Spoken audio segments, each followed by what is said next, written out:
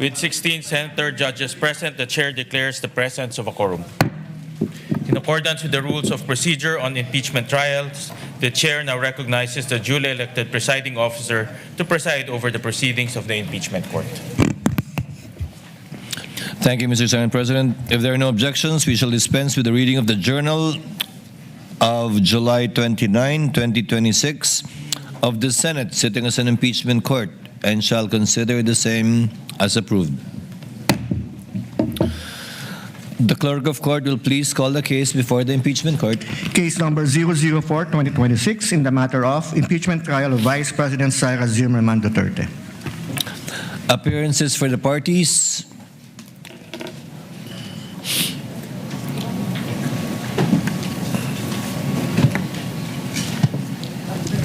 Good morning, Your Honor. Same appearance for the prosecution. We are ready, Your Honor. Thank you and good morning. Appearances for the respondent. Good morning, Your Honor. Same appearance for the respondent accused. Thank you, Your Honor. Will the lead prosecutor kindly call their witness for today? Your Honor, may I request that counsel for the panel of prosecutors, Attorney Lorna Kapunan, be recognized. Attorney Kapunan is recognized.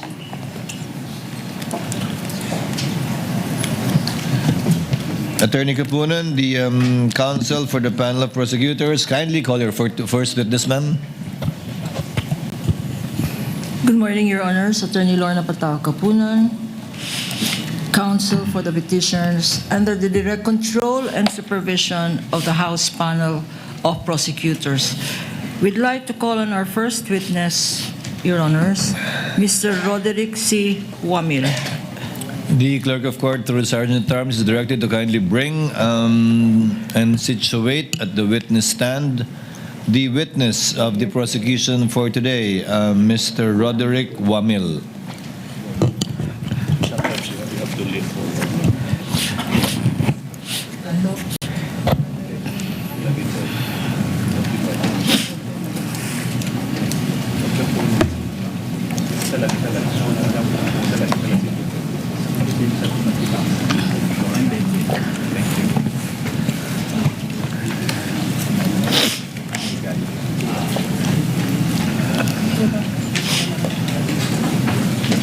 Before you sit down, Mr. Wamil, clerk of court is directed to subscribe the witness, or rather put the witness under oath. Apologies. Please raise your right hand. You, Roderick Wamil, do swear that the evidence you shall give in the case now pending between the Philippines and Vice President Sara Duterte shall be the truth, the whole truth, and nothing but the truth. So help you God. You may sit down, Mr. Wamil. Your witness, counsel for the panel of prosecutors, Attorney Kapunan, you may proceed when you're ready with your offer. Thank you, Your Honor. But before we proceed, senators, honorable senators, and presiding officer, may we flash on the screen page 2 of the pretrial order dated 29 June 2026. Please note from the screen that several admitted facts are stated in the said pretrial order. I call your attention, please, to page 2 of the pretrial order. These are the admitted facts for Article 1 on the misuse and misappropriation of confidential funds. I will not read them anymore, but I'd like to highlight certain admissions. The lady may proceed for the guidance of the senator judges. Thank you, Your Honor. As can be seen from the screen, first, the OVP, Office of the Vice President, had confidential funds in the fixed amount of 125 per quarter. The first quarter of 2023 is February 6 to March 29, 2023. For the second quarter of 2023, that is April 25 to June 30, 2023, and for the third quarter of 2023, which covers the period July 14 to September 30, 2023, fixed amounts per quarter of 125 million. You're referring to paragraph numbers 2.5, 2.6, and 2.7, Counsel. Yes, Your Honor. You may proceed. Also admitted is the fact that Gina Acosta was the Office of the Vice President's Special Disbursing Officer, or SDO, in relation to the OVP's confidential funds for the fourth quarter of 2022, as well as the first, second, and third quarters of 2023, as can be seen on the screen. May I ask counsel for the respondent? We confirm that, Your Honor. Thank you, counsel. Likewise, Your Honor, this honorable court presiding officer will recall that in the hearing last Wednesday, several stipulations were made by both parties, and in fact, upon the initiative of Attorney Poa, counsel for the respondent. May I just remind this court what these are, and they will be flashed on the screen for the better appreciation of this honorable court. Both the prosecution and the respondent agreed last Wednesday's hearing to the following stipulations. First, that the OVP issued 4 checks, all in the name of Gina F. Acosta, worth 125 million each on December 20, 2022, January 31, 2023, April 18, 2023, and July 13, 2023. Second, that these said amounts were paid by the Philippine Treasury for the account of the Office of the Vice President. Third, that Ms. Gina Acosta received the amounts of the said checks on December 20, 2022, February 6,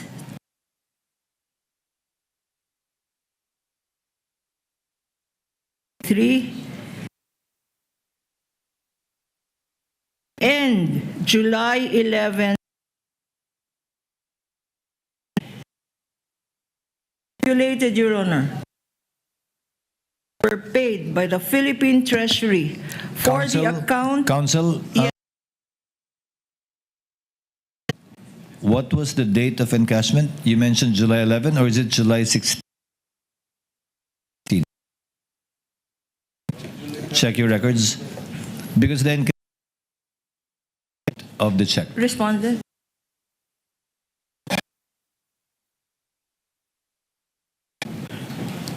Kindly, last 3 digits, 664. Counsel on July 11, 2023. Come on, guys. It should be, if I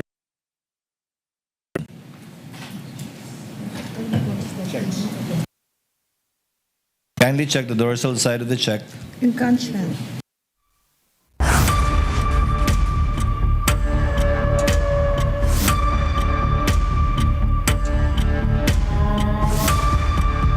You may proceed, Counsel. That the said amounts were paid by the Philippine Treasury for the account of the Department of Education Office of the Secretary. And lastly, that Mr. Edward D. Fajarda received the amounts of the checks on February 22, 2023, April 26, 2023, and July 13, 2023, which amounts to 112.5 million, Your Honors. May we ask counsel for respondent to confirm this? Your Honors, I really don't want to make a big issue about this, but just on the first stipulation, Your Honors, please. We remember stipulating only as to the ability of the witness to identify the checks and to the authenticity Of the checks. of the checks. Now, I do understand where the counsel for the prosecution is coming from, but perhaps we could just refer to our records in terms of the stipulations made, Your Honors. The presiding officer remembers that the authenticity and execution of the checks, as well as all the information contained therein, meaning to say the signatories, the payee, the amount contained therein, the date it was encashed, were all stipulated to by the respondent. In not so many words, counsel, you are correct. Yes, Your Honor. As a matter of fact, not only the front side of the check, but the dorsal Including the side. dorsal side, meaning to say the checker, the validator, the... Yes, Your Honors. Yes, they were all stipulated to by the respondent. You are Thank correct, you, counsel. Mr. Presiding Officer. And lastly, Your Honors, please. As you can see in front of you,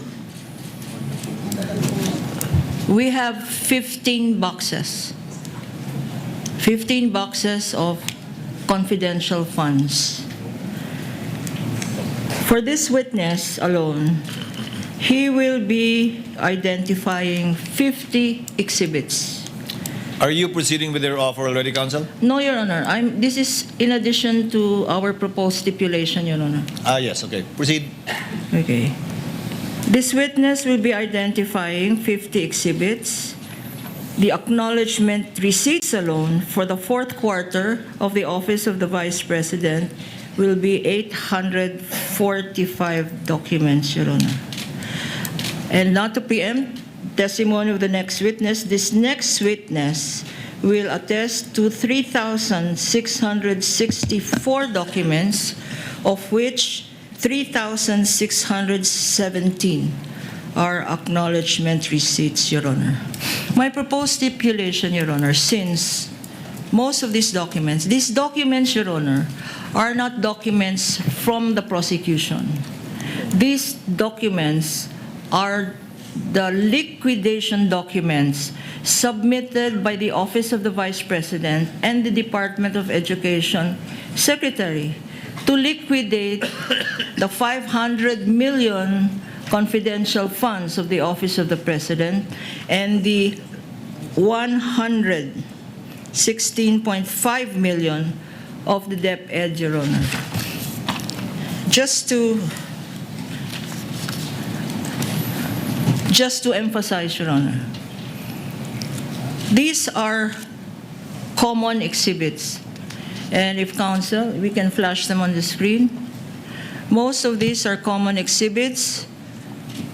For the Office of the Vice President, we have 14 common exhibits for the period December 21 to 31. For the first quarter of 2023, there are 6 common exhibits, 6 common exhibits as well for the second quarter of 2023, and 5 common exhibits for the Office of the Vice President, Your Honor. And this is a total of 31 common exhibits, Your Honor. For the DepEd, Your Honor, we have 6 common exhibits for the first quarter, 7 common exhibits for the second quarter, and 6 common exhibits for the third quarter, Your Honor. And here is where we ask for stipulation, Your Honor. Since these are prosecution exhibits as well as defense exhibits, and in addition to that, these are documents submitted by the defense themselves to the COA by way of liquidation, Your Honor, may we request for stipulations. For the appreciation of the senator judges and the presiding judge, flashed on the screen are the exhibits we want stipulated, the prosecution exhibit numbers, and the defense exhibit numbers, Your Honor. These are only insofar as the common exhibits are concerned, counsel. Yes, Your Honor. These are only common exhibits. What respondent say? Your Honor, may we just ask for, and I apologize for having to request for this, but may we just ask for at least a 5-minute suspension so we can also concur with the prosecution panel and to check exactly what documents they would want to stipulate. Because, Your Honors, we have no problem stipulating, but we also, due to the voluminous nature of the documents, we just want to make sure we're also ensuring the rights for clients, especially, if there are questions on chain of custody, etc. Counsel for respondent is recognized for his comment to the request for stipulation by the counsel for the panel of prosecutors. Thank you, Your Honor. And, Your Honor, I would like to thank the Honorable Court for your patience as well. So upon consulting with my colleagues as well as the opposing counsel, the defense is willing to stipulate on the list of documents provided except for the acknowledgment receipts for the period covering December 21 to 31, 2022. Because one... What period is that again, counsel? Acknowledgement receipts for the period covering December 21 to 31, 2022, Your Honor. December 21 to 22. To 31, 2022. To 12/31, 2022. Yes, that's correct. December 21 to December 31, 2022. That's Okay. correct, Your Honors. Your Honors, just for the information of the Honorable Court, although these were labeled as common exhibits, we marked them separately, and there are issues concerning these acknowledgement receipts that I believe will also be touched upon by other witnesses in the future, and for those reasons, Your Honors, we cannot stipulate on the same. How many pieces of documentary evidence would constitute these acknowledgement receipts covering this period, approximately? Approximately at least 900, Your Honors. So that's about 900 over 3,000 plus. Counsel for the panel of prosecutors, correct? Your Honor, please, just a logistics issue. I don't think they can hear us at the sound booth po. Who can't hear you? The ones flashing our screen. Are they okay? Okay. Just to address the query of the Honorable Presiding Judge, Your Honor, the acknowledgement receipts constitute 845 documents, Your Honor, for this particular witness and for this particular period, Your Honor. But for the next witness, Your Honor, they constitute 3,617 acknowledgement receipts. In regard to the acknowledgement receipts that the counsel for respondent refuses to stipulate on, is it with this witness or the next witness? This witness, Your Honor, 845 acknowledgement receipts for the period, 11-day period, December 21 to December 31, Your Honor. So, in other words, all of the acknowledgement receipts that this witness will testify to was not stipulated to by the counsel for the respondent. That's correct, Your Honor. With respect to the others, it is so stipulated, counsel? Yes, Your Honors. Other documents, you mean? Yes. Other documents that On the are list. commonly marked are so stipulated and admitted by the counsel for respondents? Under Article 1? The documents that are in the list of Yes. proposed stipulations, Your Honors. Duly noted. Thank you, Your Honors. Counsel for the panel of prosecutors, you may proceed when you're ready with your offer. Unless you have other stipulations to ask We for. have other stipulations, Your Honor. You may proceed, counsel. Secondly, that the office of the Vice President was allotted confidential funds in the amount of 125 million in December of 2022. We are okay to stipulate with counter stipulation that this was approved by the Office of the President as recommended by the DBM, Your Honor. What does counsel for the panel of prosecutors state?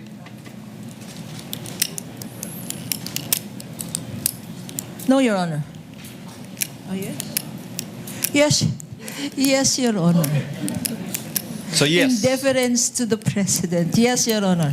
So yes, the stipulation, proposed stipulation by the counsel for the panel of prosecutors, subject to the qualification of the counsel for respondent, is deemed admitted to and stipulated on.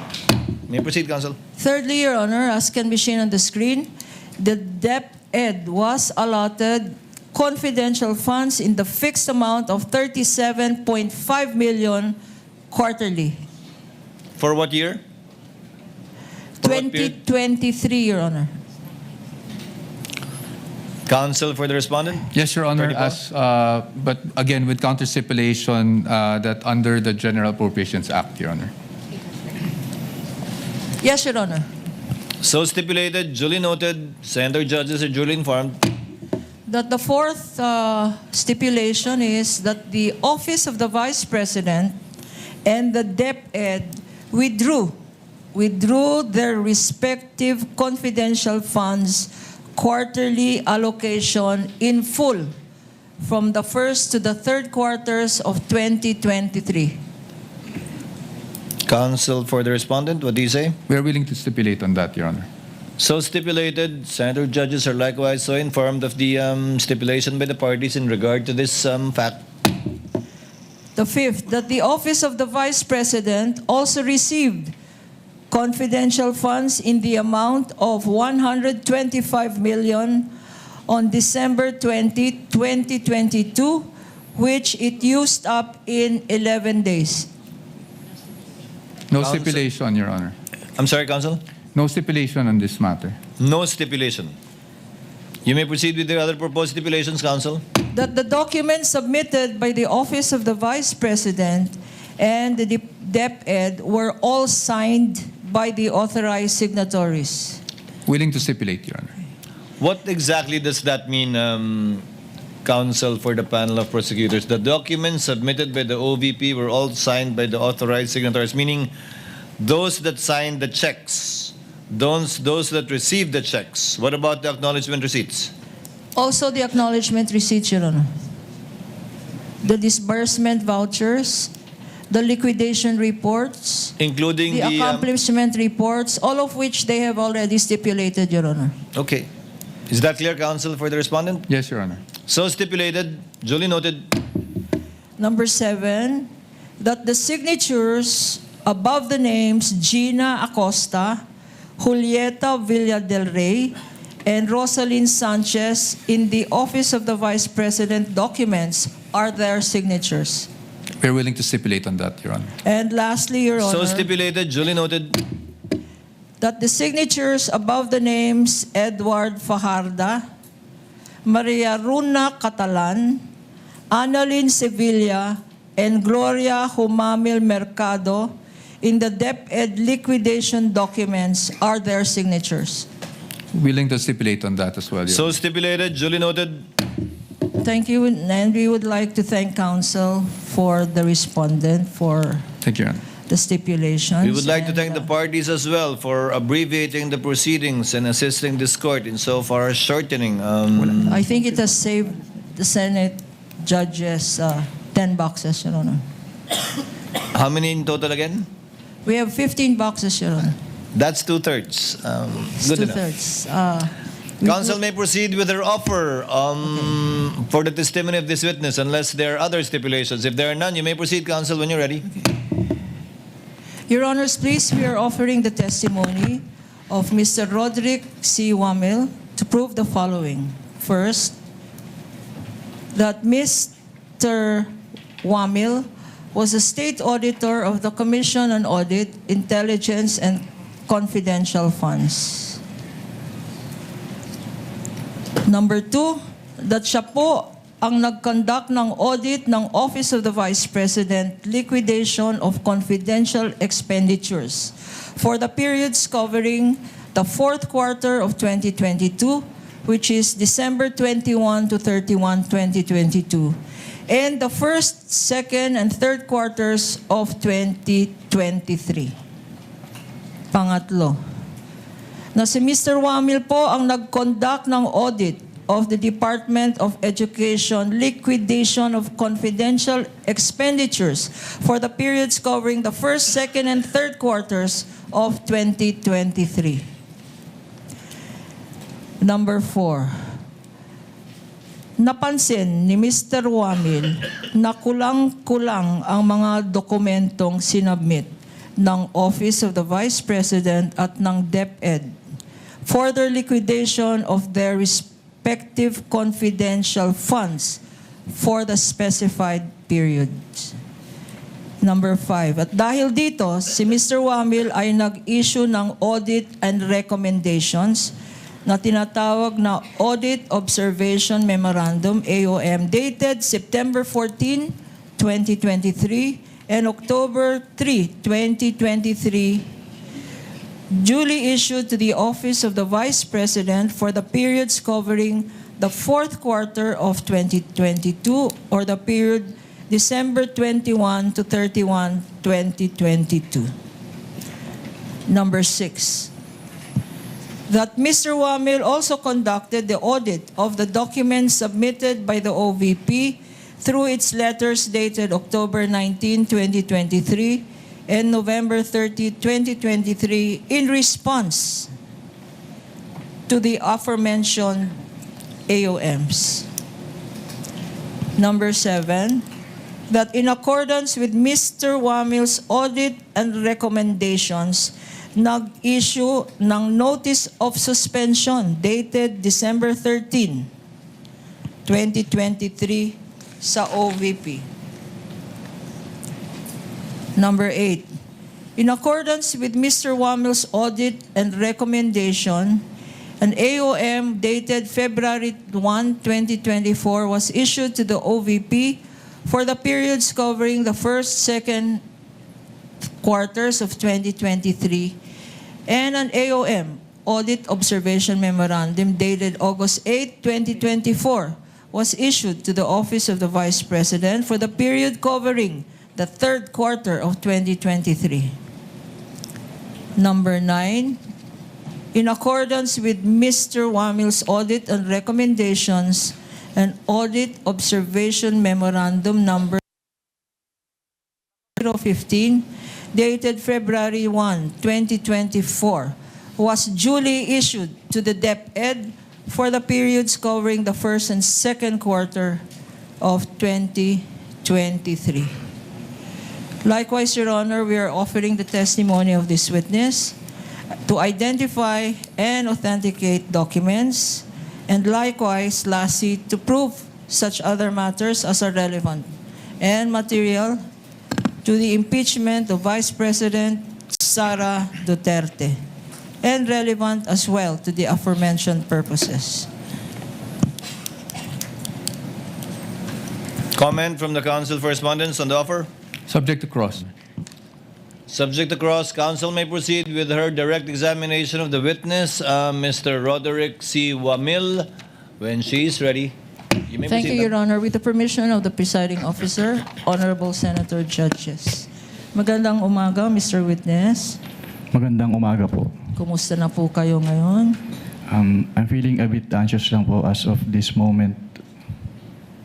Nervyos. Anxious. Okay. Huwag kang mag-anxious. Please state your name again.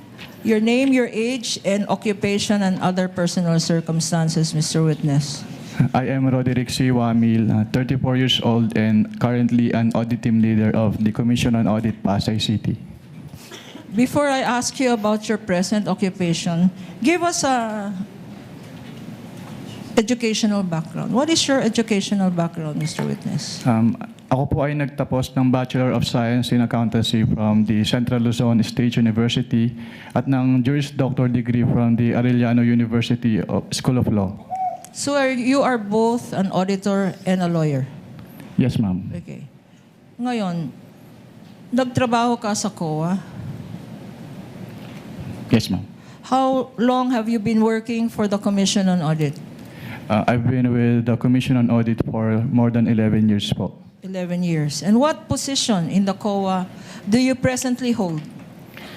I presently hold the position po of attorney of the Commission on Audit. Ano yung attorney for?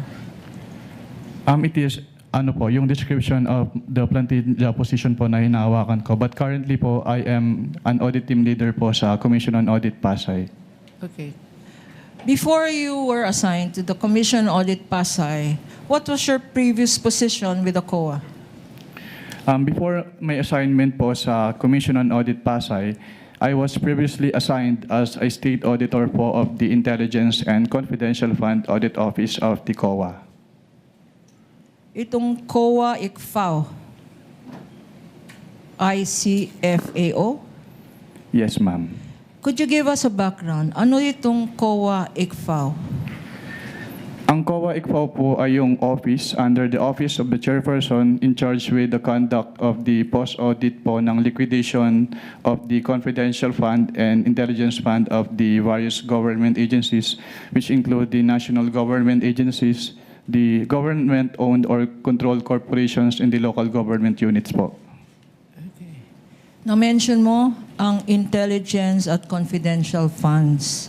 For our understanding, para maintindihan namin ngayon, ano ang intelligence funds at ano ang confidential funds? Ang intelligence funds po under the Joint Circular 2015-01 ay yung lump sum appropriation po na provided in the budget of the agency concerned with respect to their intelligence operations. While Ano naman ang confidential funds? ang confidential fund po based on the Joint Circular 2015-01 ay yung lump sum appropriation po ng concerned agency para sa kanilang confidential expenses. At you earlier said, sinabi mo kanina na ang office ng ICFAO ang nag-audit ng national government agencies. Anong ibig sabihin ng nagko-conduct ng audit? Anong klaseng audit ang ginagawa ng COA ICFAO? Ang audit po na ginagawa ng COA ICFAO ay compliance post-audit po. What do you mean by compliance post-audit? When we say compliance post-audit po, we evaluate a certain subject matter which is covered by the audit with respect to a certain criteria po which is usually po yung applicable laws, rules, and regulations. And in case of the confidential and intelligence fund, ini-evaluate po namin yung liquidation ng confidential and intelligence fund based dun sa criteria na presented ng Joint Circular 2015-01. At pag sinabi naman pong post-audit, ginagawa po namin yung audit after the fact of the disbursement. So, ini-evaluate po namin kung yung disbursements ay properly supported with complete documents as required by the applicable rules and regulations, and if yung disbursements po ay hindi illegal, hindi irregular, or hindi improper. At sa pag-conduct na sinabi mong post-audit, ano ang basihan ng ginagamit natin? Ang ginagamit po namin sa ICFAO ay yung Joint Circular 2015-01. Can you tell us, ano itong Joint Circular 2015-01? Ang Joint Circular 2015-01 ay yung nagpo-provide po ng guidelines on the entitlement, the use, the release, the reporting po at yung audit ng confidential fund at ng intelligence fund of the various government agencies. If I show you a document now entitled, and this for appreciation of the Honorable Senate Impeachment Court is being flashed on the screen with the permission of the presiding officer. Counsel may do so and may proceed. I'm showing to you now a document entitled the Joint Circular 2015, which for identification has been marked as Exhibit P-1-4 for the prosecution. -E. Showing to you this document, we have here, Your Honor, we're being assisted Assisting here counsel by may approach. our Associate Attorney Mark Penny. Likewise, assisting counsel for the respondent may approach Thank you, Your Honor. the witness.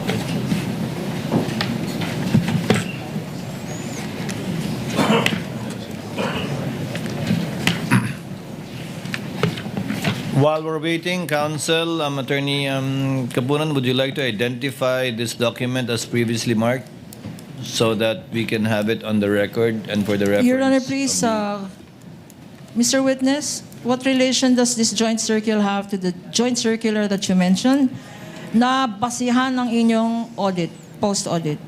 Ito po yung same joint circular po na basehan po ng aming audit sa ICFAO. Okay. Bakit tinatawag ito na joint circular? Tinatawag po itong joint circular dahil ito po ay resulta ng joint efforts ng Commission on Audit, ng Department of Interior and Local Government, ng Department of the Budget and Management, ng Department of the National Defense at ng Governance Commission for GOCCs. So ito ay 5 government agencies, tama? And since when naging basihan ito ng mga post-audit ng national government agencies? Naging basehan po ito ng audit ng ICFAO sa confidential and intelligence funds ng various government agencies noong January 8, 2015 rather, nung na-approve po ito. Mr. Witness, ikaw ay familiar sa joint circular na to?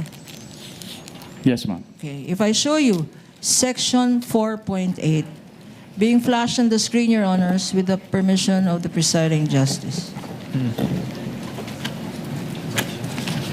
Sa Section 4.8 na nakikita natin sa screen, ano-ano, what kind of confidential expenses can be incurred using confidential funds? Under item 4.8 po of the Joint Circular 2015-01, the confidential fund shall be used only for the following confidential expenses. Una po, yung purchase of information necessary for the formulation and implementation Ano pa? Dahan-dahan natin. Unang-una, 4.8. Anong una?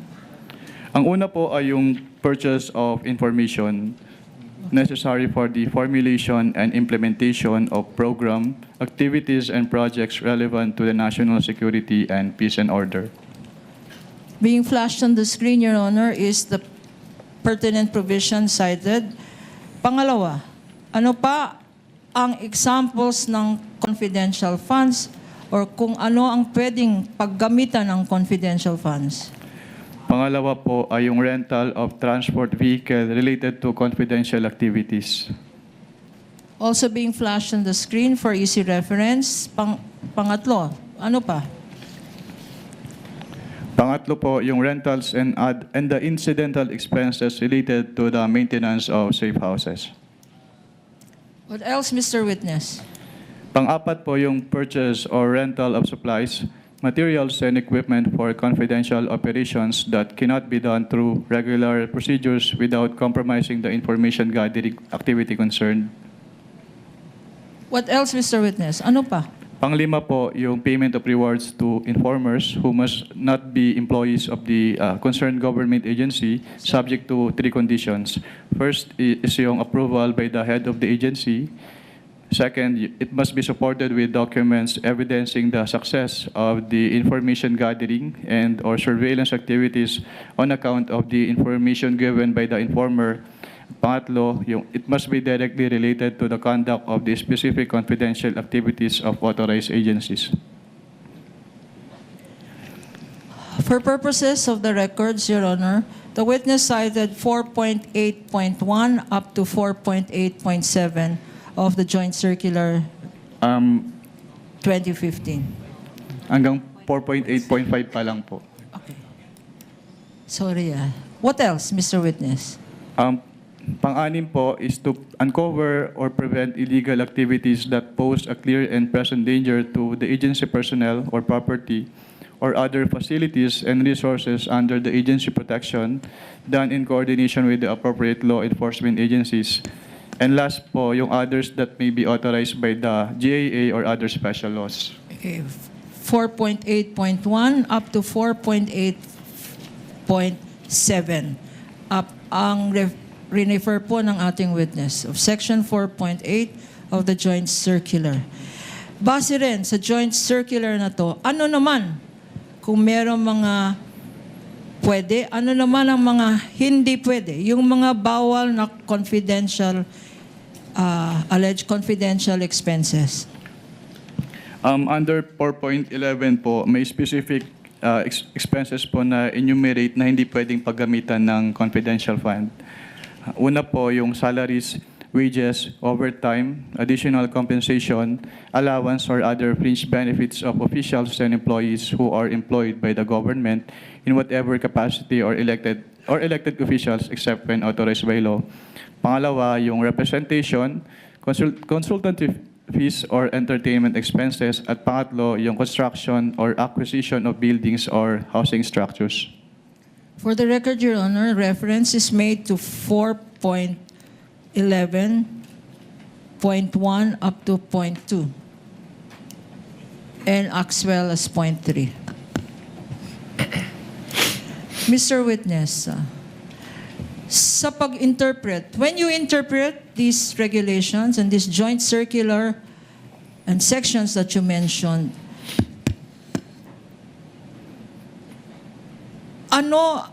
what terms of compliance are you thinking about?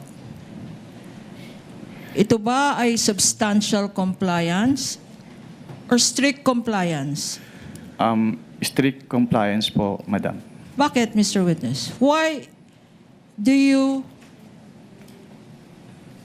follow strict compliance instead of substantial compliance?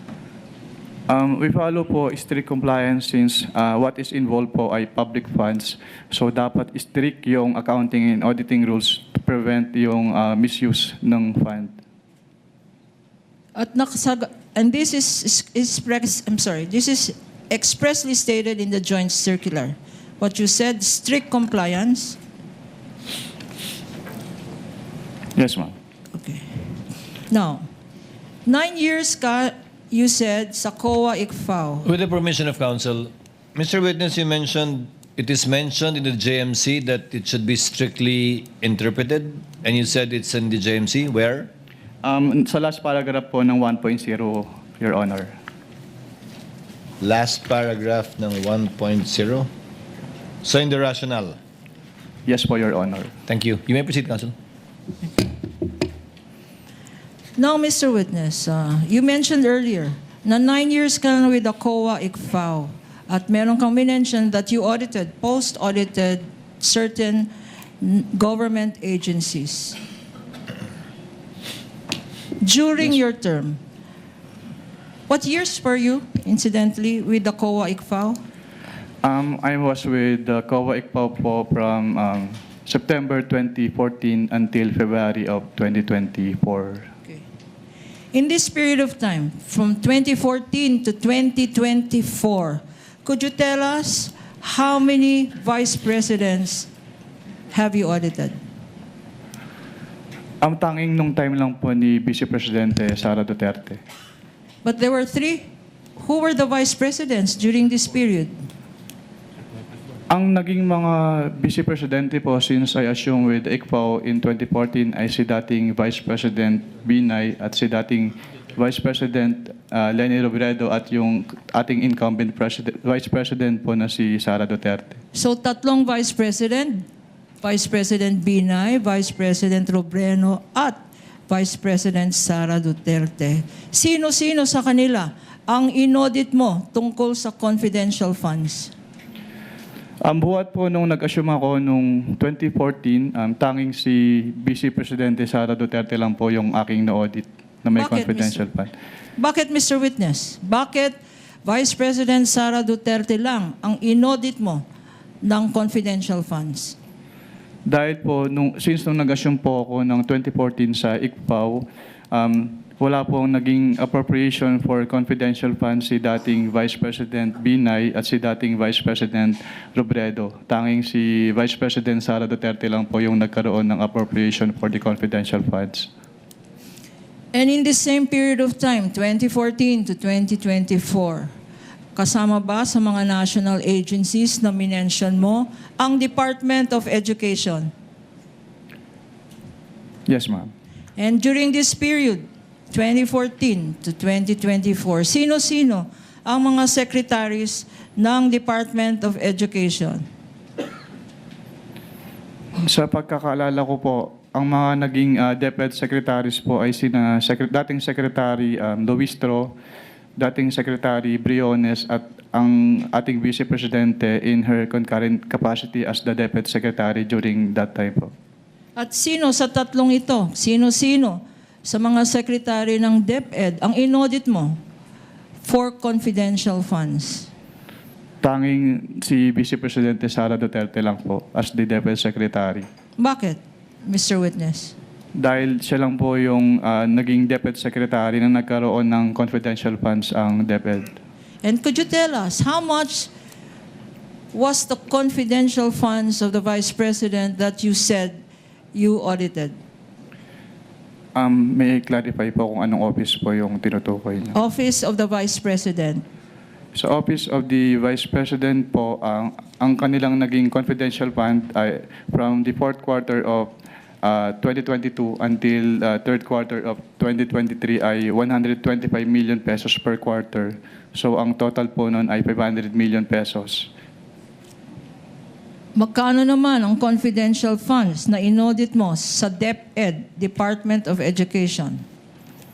Ang inaudit ko naman po sa Department of Education, since ang kanilang cash advances ay from the first quarter of 2023 until the third quarter of 2023, at meron silang 37.5 million pesos quarterly cash advances. So ang naging total po nun ay 112.5 million pesos. Thank you, Mr. Witness. Ngayon, you said that you conducted the post-audit of both offices. Pag nagko-conduct ng post-audit, ano ang rini-require na documents para sa confidential funds? Ang nire-require po namin na documents ay yung mga requirements as provided under the Joint Circular 2015-01 o yung mga tinatawag na liquidation documents po. Ano-ano ang mga liquidation documents na to? Based on the Joint Circular po, yung mga liquidation documents na yun ay yung kanilang liquidation reports, yung disbursement voucher na ginamit nila, yung land bank checks, yung obligation request, yung kanilang physical and financial plan, yung kanilang accomplishment reports po, and yung proof of submission known to the Office of the President, the Senate President, and the Speaker of the House, yung certification of the accountable officers on the utilization of the confidential fund, yung designation po ng special disbursing officer kapag hindi si head of agency yung magiging disbursing officer, yung fidelity bond ng accountable officers at yung kanilang specimen signatures po. Okay. Your Honor, please, these liquidation documents submitted by the Office of the Vice President and the DepEd are among the stipulated documents of the counsel for the respondent, Your Honor. But for easy reference, may we also ask permission to flash them on the screen for the better appreciation of the senator judges. And may I Counsel? ask, I'm sorry. Please proceed. And may I ask Attorney Peña to please show these documents to our witness for purposes of comparison. Assisting counsel may approach the witness. Likewise, the respondent, assisting counsel for the respondent. Thank you. If they so wish, this is for the information of the senator judges, given that the documents stipulated earlier were merely enumerated so that the senator judges may be appraised of the documents that have already been admitted to and stipulated to by both parties. Counsel may proceed. Thank you, Your Honor. Since stipulated, there's no need really to compare. But I am showing now to you, and this is being flashed on the screen with the kind permission of presiding judge, a copy of a fiscal financial plan approved on December 13, 2022, marked as Exhibit P-1-14 for the prosecution. And likewise, for the record, on the part of the defense, marked as D-1-23-OVP. That's Yes, correct, sir. Your Honor. Yes, Your Honor. Will the witness please respond? Okay. Sa bottom portion, give me a look. Sa bottom portion,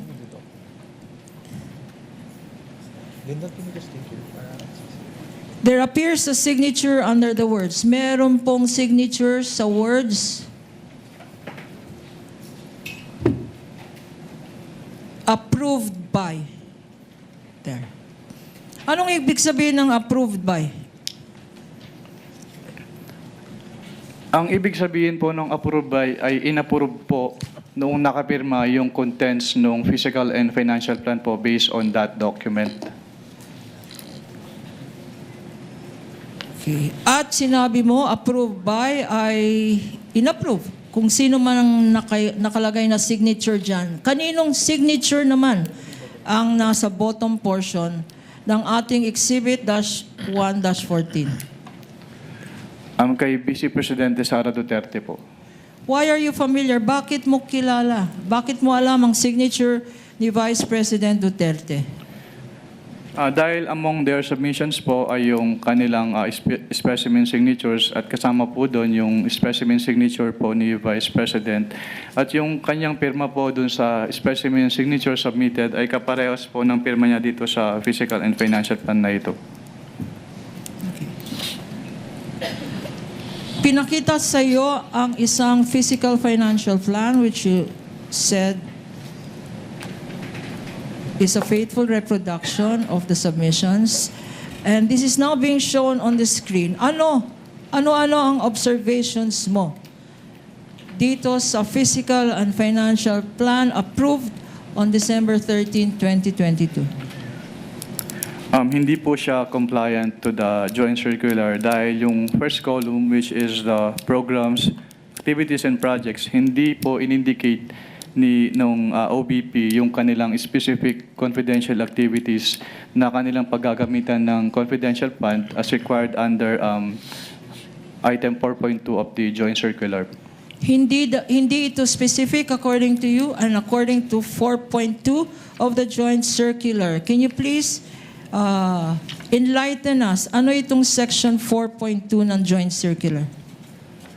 Under item 4.2 po ng joint circular, all requests or allocations for CF must be supported with a physical and financial plan which must indicate the proposed amount allocated for each program and activity dahil ito po yung magiging basis for the disbursement ng kanilang confidential fund. At yung mga sinabi mo, nakikita ba dyan sa dokumentong yan? Wala, based po on this submitted physical and financial plan, hindi po nakikita rito yung kanilang specific confidential activities na kanilang pagbabasihan sa kanilang disbursement. Apart from this, yung nakita mo sa column 1, ano pang ibang observations ang masasabi mo dito sa dokumentong ito? Since yung columns for the expected outcome as well as yung column for the physical target mas match po yung specific confidential activities. So hindi rin po nakamatch or hindi rin compliant yung columns po as mentioned. At bakit? Why do you say na hindi compliant na rin to sa joint circular? Dahil po since hindi naman in-indicate po dito ni Office of the Vice President yung kanilang specific confidential activities, so hindi po na-match based on the information as presented po sa document na ito, yung laman ng expected outcome at yung physical target doon sa kanilang specific confidential activities. And as you stated, what express provision of the joint circular does this violate? The item 4.2 po of the joint circular 4.2 na 2015-01. pinakita natin sa screen. Okay. Our next document, Mr. Witness, which we shall show you, is now a certified true copy of Land Bank of the Philippines check number 00002444027, dated December 20, 2022, Exhibit P-1-11-A, common exhibit of the defense as well. Likewise being flashed on the screen, Your Honor.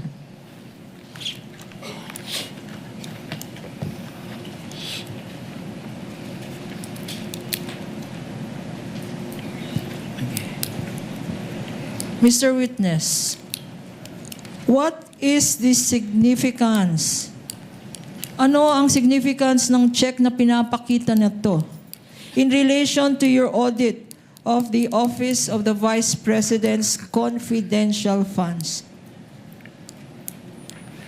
Ang significance po ng cheque ay ito po yung proof na pwede na nilang i-withdraw yung kanilang cash advance. Okay. Na pwedeng i-withdraw na yung cash advance. Ngayon naman, punta tayo sa another document. I will show you now a disbursement voucher dated December 20, 2022. Again, common exhibit. For the prosecution, this is Exhibit P-1-10-A. For the period December 20, 2022.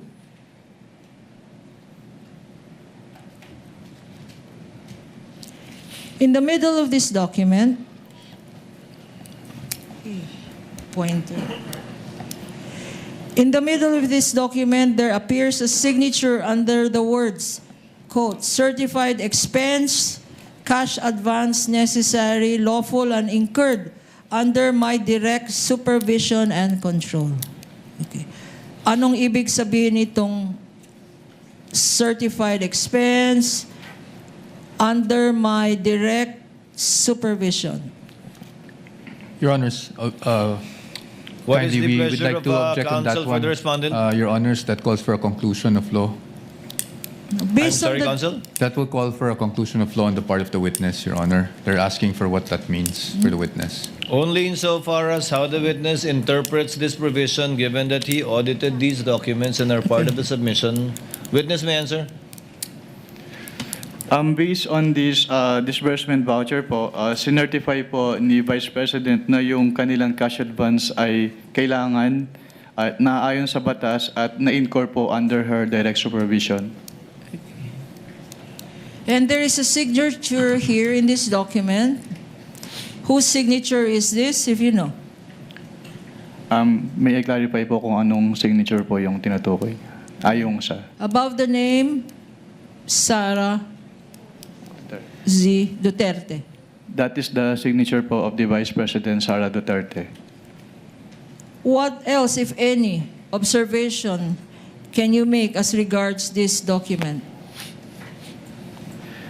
Under the particulars portion po, nakalagay na yung cash advance is for calendar year 2022, which is not compliant po with the joint circular. Since under the joint circular po, the disbursement voucher shall state the duration of the implementation of the project. Pero since this cash advance is for the fourth quarter 2022, so hindi po tama yung nakalagay dito na yung cash advance is for the calendar year 2022. At ano naman again? Ano ang violation nito sa joint circular? May I refer po to the joint circular, Your Honor, for the specific provision. Witness may refer to the joint circular previously marked.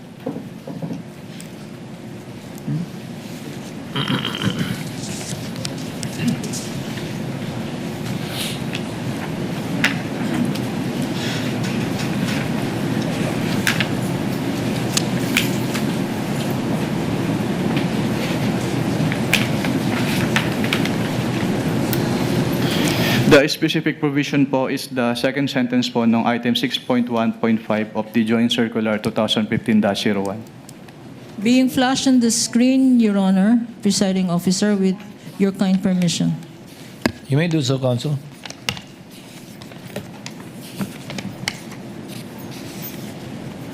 Can you read for the record 6.1.5? 6.1.5 of the joint circular, cash advances shall be limited to the requirements for 3 months. The disbursement voucher shall clearly state the duration of implementation of the projects. If the implementation of the project will extend to more than 3 months, additional amount may be granted only after the liquidation of the previous cash advance. If, on the other hand, cash advances are drawn monthly, liquidation shall be done monthly.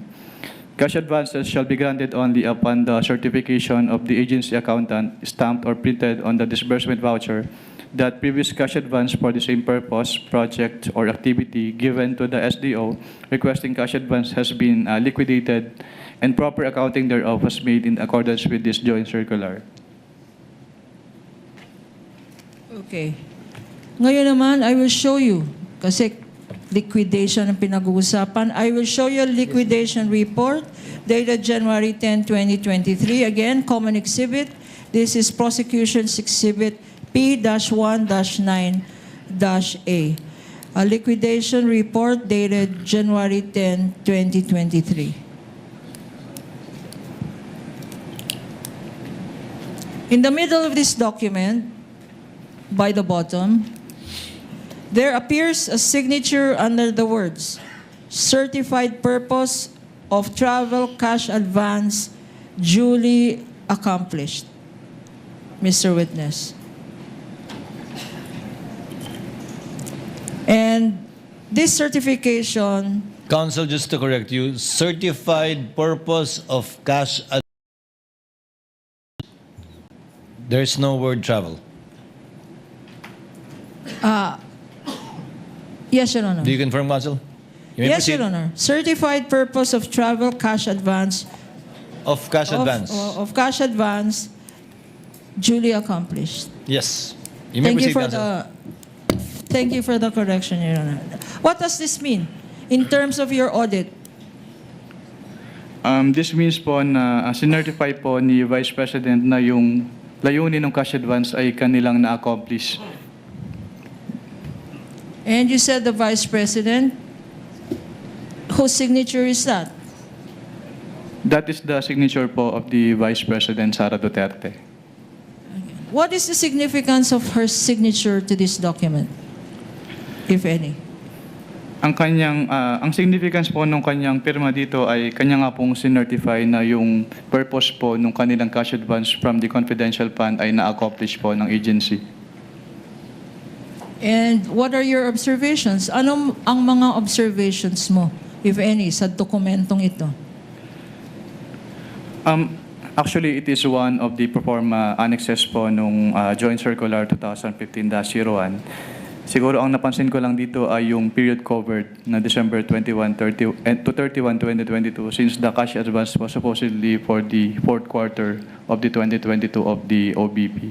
Pero other than that naman po, this document is compliant naman po with the requirement of the Joint Circular 2015-01. Again, para maintindihan namin, sabi mo, ang na-observe mo, yung period. Yung period, Mr. Witness. Anong period covered dito? Based on this liquidation report po, ang period covered ay December 21 to 31, 2022. What is the significance? Bakit mo napansin itong period na to? Napansin ko lang naman po yun kasi yung kanilang cash advance based on the physical and financial plan po supposedly is for the whole fourth quarter of 2022. Pero based on this document po, na-disburse lang siya from December 21 to 31, 2022 or around 11 days. Okay. Sinabi mo, whole quarter of 2022. September, November, October, sandali. Can you enlighten me anong quarter dapat yun? October, November, December. Ang Yes, sinasabi mong 3 quarters. 3 months po. 3 months for the fourth quarter. Tama? Yes, ma'am. 3 months for the fourth quarter, pero sabi mo ang ginastos na funds. Magkano ang ginastos na funds? Based on the documents po submitted, 125 million pesos po. In these 3 quarters? 3 months? Based on the document po, it was supposed to be spent for the fourth quarter of 2022. So 3 months po, supposedly. Based on Bakit their supposedly, Mr. Witness? Dahil yun po yung supposed coverage ng kanilang cash advance for their confidential activities. At sinabi mo kanina, 11 days ito ginastos. Tama? Based on the document, yes, ma'am. Okay. Now, I'm showing to you now another document which is an accomplishment report previously marked as Prosecution's Exhibit P-1-7-A-I. Again, stipulated document. Common document with the defense. What relation does this have? No. We will request permission to have it flashed on the screen as well. You may do so, counsel. Clerk of court is so directed. Can you repeat the question po, ma'am?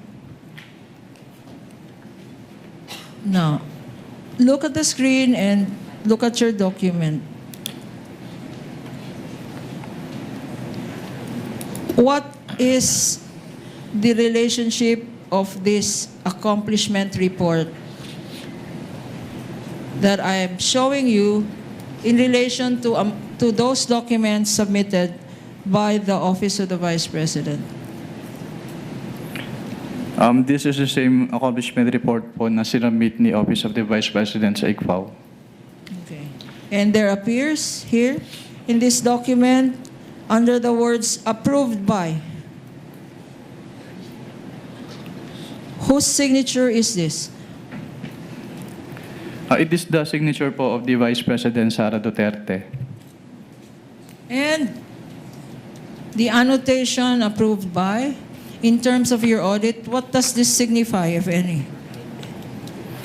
It signifies po that the signatory or the Vice President approved the contents of this accomplishment report. No. In relation to this particular document, what observations, ano-ano ang napansin mo sa dokumentong ito? Napansin ko po na hindi po in-enumerate ng Office of the Vice President yung kanilang specific confidential activities na kanilang ginawa. Kailangan bang enumerate yan? Mga Yes, ma'am. activities na yan? Dahil- Bakit, Mr. Witness? Doon po kasi namin tinitignan sa audit ng ICFAO kung yung kanilang confidential expenses or activities ay compliant doon sa item 4.8 ng Joint Circular 2015-01 para malaman po namin kung yung kanilang expenses ay among the allowable expenses as provided under the Joint Circular 2015-01.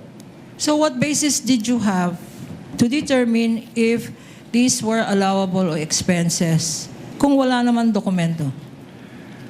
Katulad nga po nung sinabi ko, ang basis namin to determine if allowable expenses ay yung item 4.8 of the Joint Circular 2015-01.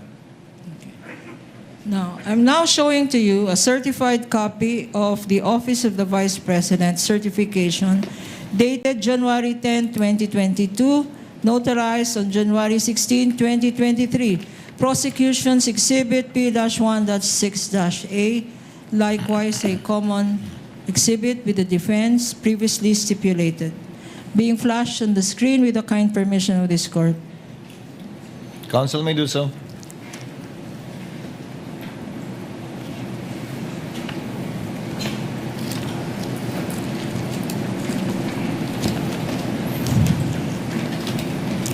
Dito sa baba, may pirma sa ilalim ng mga salitang attested. Kaninong signature itong nakikita natin dito? Ito po ay signature ni Vice President Sara Duterte.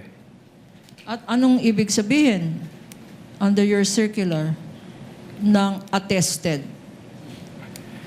Ang ibig sabihin po ng attested ay kanyang kino-confirm at bine-verify na yung contents ng certification na ito ay totoo. What other observations? Ano pa ang mga na-observe mo sa dokumentong ito? Ang napansin ko po dito yung date of execution ng certification, January 10, 2022. Ano pa? January 10, 2022. Why is this significant? Because it is supposedly the date of the execution ng certification, pero yung kanilang cash advance ay for the fourth quarter of 2022. Yung cash advance nila ay para sa anong period? For the fourth quarter po of 2022. Pero ang certification ay January 10, 2022.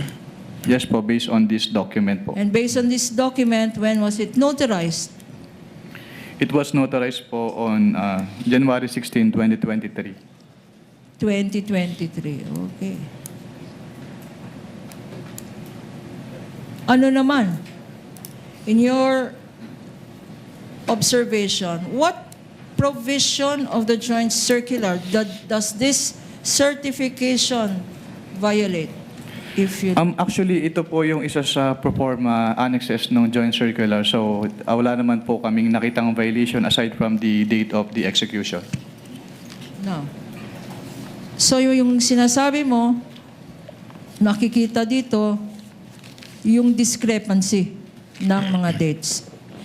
Based on this document po, yes ma'am, may discrepancy yung dates. Okay. Now, dahil dyan, what action did you take, if any? After what po ma'am? After itong nakikita mong certification. Naging audit namin is yung for the whole of the liquidation documents na sinamit ng OBP. Pero dito po, wala po kaming naging particular finding dito. Sinasabi ko nga po, it is one of the annexes po under the Joint Circular 2015-01 and they submitted naman po yung certification as required. Okay. Earlier, nagpakita tayo ng certain liquidation documents, yung physical and financial plan, yung disbursement vouchers, yung land bank check, yung liquidation report. What actions did you take, if any, after your evaluation of these documents submitted by the Office of the Vice President? After the evaluation po of those documents, since I noted that the documents are not compliant with the requirements of the Joint Circular 2015-01, I drafted po an audit observation memorandum which I submitted for review to my division chief. Can you tell us, Mr. Witness, anong ibig sabihin ng Audit Observation Memorandum or AOM? Ang audit observation memorandum po under the Joint Circular 2015-01 ay written notification to the accountable officers explaining to them or informing them the deficiencies po noted during the audit and requiring them to submit an explanation or to submit the documents being sought po dun sa AOM or both. So, itong AOM was on account of sinasabi mong discrepancies. Yes, ma'am. Na-point out mo na dito sa Honorable Court. Now, if I show you a copy of this audit observation memorandum that you mentioned, please identify the same. Assisting counsel for both parties may approach the witness. Your Honor, please again, this is a common exhibit. This is exhibit P-1-12-A dated September 14, 2023 for the prosecution. Likewise, a defense exhibit, Your Honor.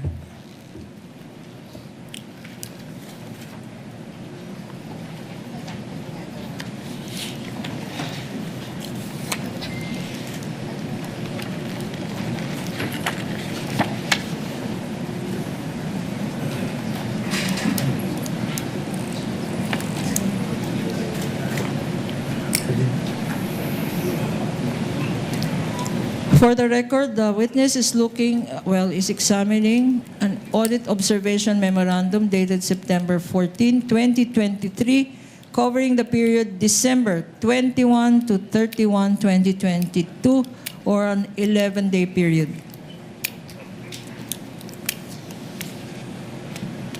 Proceed, counsel.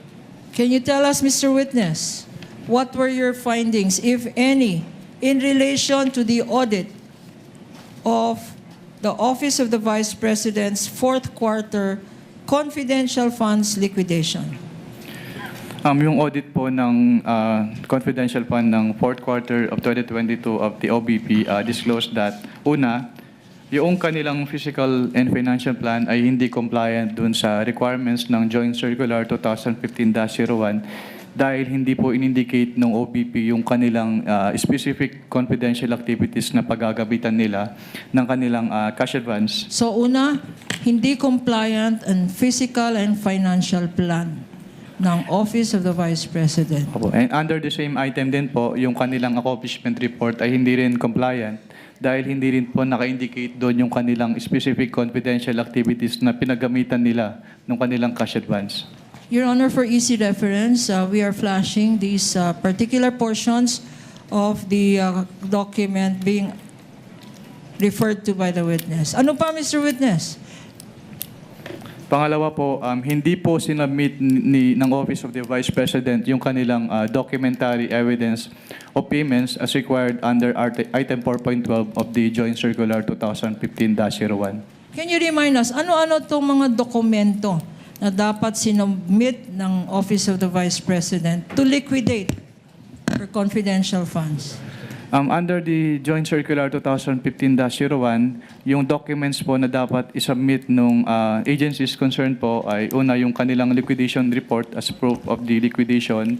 Pangalawa ay yung kanilang mga documents na ginamit nila sa grant ng cash advance, which include disbursement voucher, yung cheque, yung obligation request, yung physical and financial plan, at yung kasama din po yung accomplishment report ng agency, quarterly accomplishment report, at yung proof of submission to the Office of the President, the Senate President, and the Speaker of the House, yung certification po ng accountable officer on the utilization of the confidential fund, yung designation ng special disbursing officer in case the head of the agency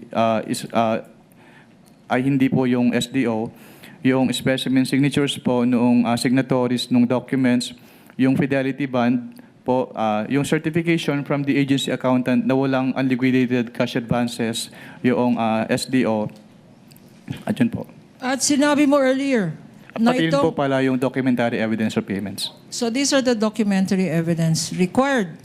Sinabi mo earlier in your testimony that there were discrepancies and insufficiencies in this document submitted. Yes, ma'am. Ano pa ang observation mo, Mr. Witness? Yung pangatlo po, yung disbursement voucher po ay, yung approval portion ng disbursement voucher ay, actually, yung katulad nga po nung nasabi ko kanina, yung disbursement voucher, ang nakalagay na period covered ay calendar year 2022, which is inconsistent with the physical and financial plan dahil ang naka-indicate po doon sa physical and financial plan, yung cash advance ay for the fourth quarter of 2022. Okay. Ano pa? Meron pa ba? Yun lang po, ma'am. Merong mga sanyamit rin sa yung mga acknowledgement receipts. Mr. Witness?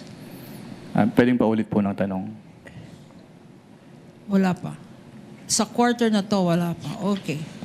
Ngayon, in the last page of this document, there appears a signature on top of the name Nilda Plaras.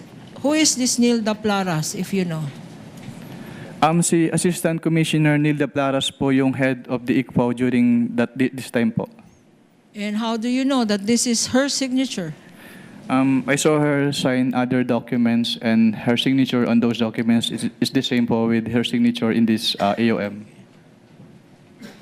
Pagkatapos na issue ng COA ICFAO ng office mo, itong Audit Observation Memorandum, what happened next, if any?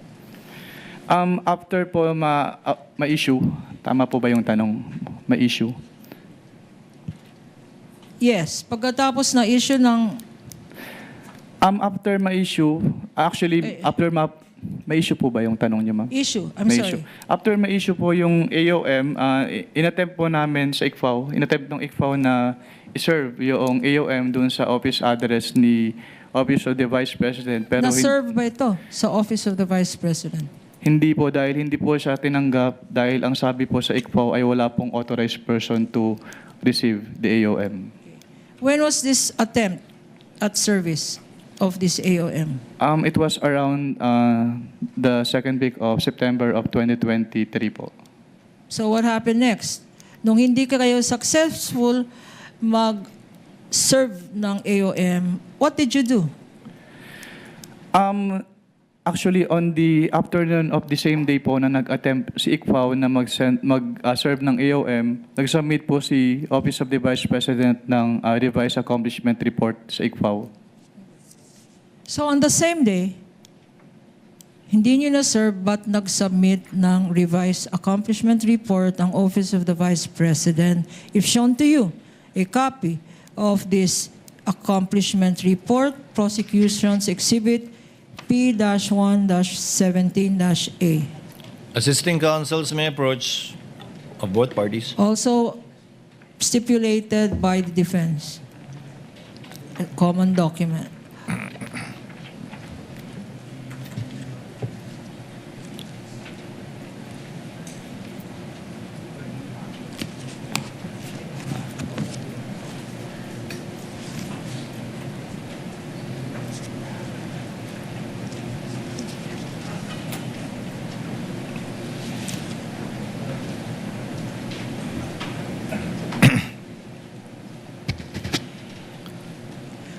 Mr. Witness, ano ang significance, if any, nitong revised accomplishment report?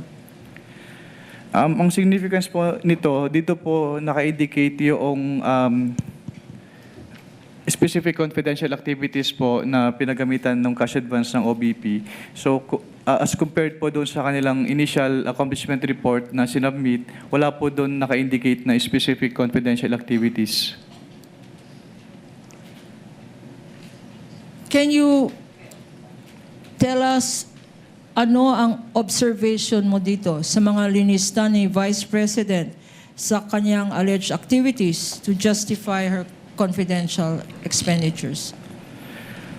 Based on this document po, some of the line items as presented po na confidential expenses ay hindi among the allowable expenses under item 4.8 of the joint circular. At yung items po na yun, Ano-ano ang mga items na yon? yung letter E po, yung provision of medical and food aid for 40 million pesos at yung payment of incentives or traveling relative to confidential operations na 10 million pesos. Isa-isahin natin. Ano? Sinabi mo na ang hindi pwede dyan yung Letter E and letter F po. letter D, Letter E po.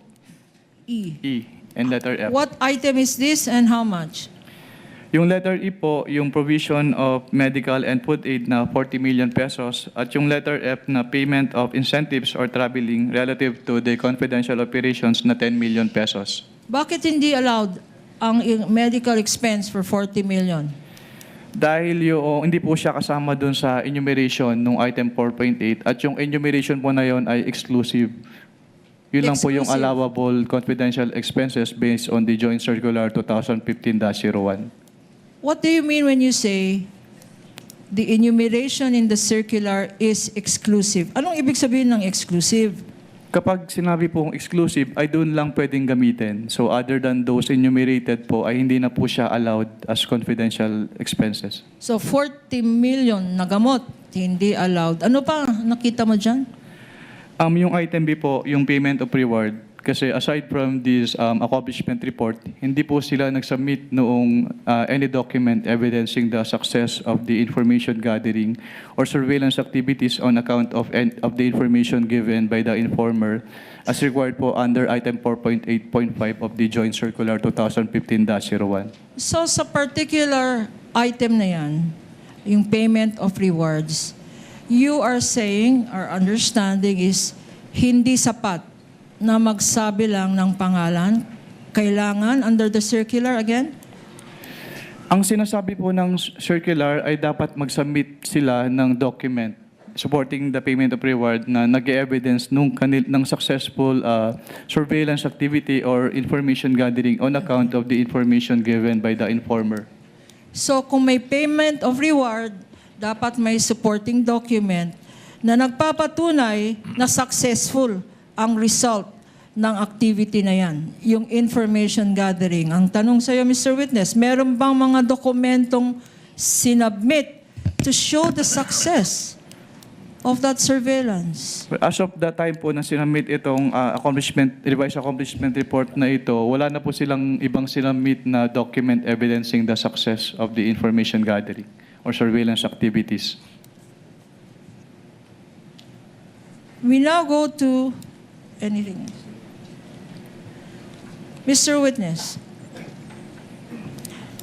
what happened Nung sinubmit ba ng Vice President yung sinasabi mong revised accomplishment report, rinevise nyo rin ang findings nyo sa audit observation memorandum? Objection, Your Honor, leading. With the permission of the, objection is sustained. With the permission of the parties, earlier it was agreed by the senator judges that we would be pausing hopefully in time for lunch really, and it has gone beyond already 12 o'clock. So before proceeding to I presume, a common exhibit previously stipulated to by both parties, you're referring to the AOM of October 3, 2023. Let's pause in the meantime with the permission of the parties, again in compliance with the agreement earlier made among the senator judges. And we shall resume at 1 o'clock in order to afford the parties enough time for lunch. And again, with the indulgence of Attorney Kapunan, let's continue with the common exhibit stipulated to by the parties. Particularly, I'm referring to AOM dated October 3, 2023.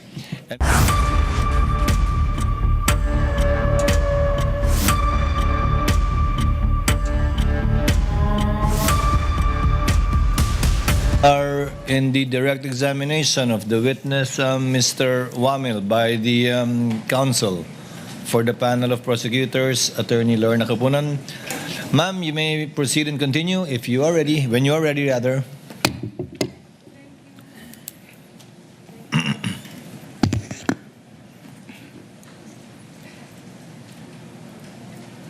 Thank you, Your Honor. Mr. Witness, kumain ka na ba? Yes, ma'am. Kumain naman po. Kumain ka naman, no? Kasi tatanong ko sa'yo. Kanina sinabi mo, Mr. Witness, na nag-submit ng revised accomplishment report ang Office of the Vice President at sinabi mo na marami pa ring discrepancies at kulang-kulang ang mga dokumento. What did you do? Anong ginawa mo, if any, pagkatanggap mo nitong revised accomplishment report? Nung natanggap ko po yung revised accomplishment report, I gave due consideration po doon sa kanilang supplemental submission, and then nag-issue po kami ng supplemental AOM in consideration of their additional submission. Okay. Why was it necessary to issue another AOM? Bakit kailangan nag-issue ka pa ng isa pang audit observation memorandum? Since hindi naman po na-issue yung aming first AOM dahil hindi nga po nila na-receive, so wala po kaming, under our rules po, AOM po talaga yung aming i-issue if we note findings doon sa kanilang submission sa ICFAO. Okay. Flashed on the screen, Your Honors, Mr. Presiding Officer, with your permission, is this AOM referred to by this witness. Mr. Witness, can you walk us, pakisabi sa atin lahat dito, ano ang mga na-observe mo dito sa AOM na sinubmit?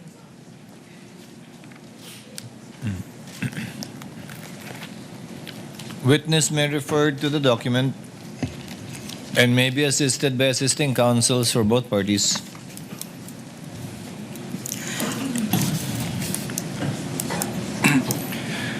Based on the evaluation po ng documents, doon sa kanilang, katulad nga po nung sinabi ko kanina, doon sa katulad nung nasa first AOM po namin, since wala pa rin silang isinamit na documentary evidence of payments, so nireiterate po namin dito sa aming second AOM yung kanilang non-submission of the documentary evidence of payments. Tapos katulad din po nung sinabi ko kanina, since doon sa kanilang revised accomplishment report ay merong items for the provision of medical and food aid for 40 million pesos at payment of incentives or traveling expenses relative to the confidential operations of the OBP na 10 million pesos na hindi allowable expenses based on the item 4.8 of the Joint Circular 2015-01. And also, doon sa kanilang revised accomplishment report, meron po silang item for the payment of rewards, pero wala silang isinamit na any document evidencing the success of the information gathering or surveillance activities pursuant to the information given by the informer.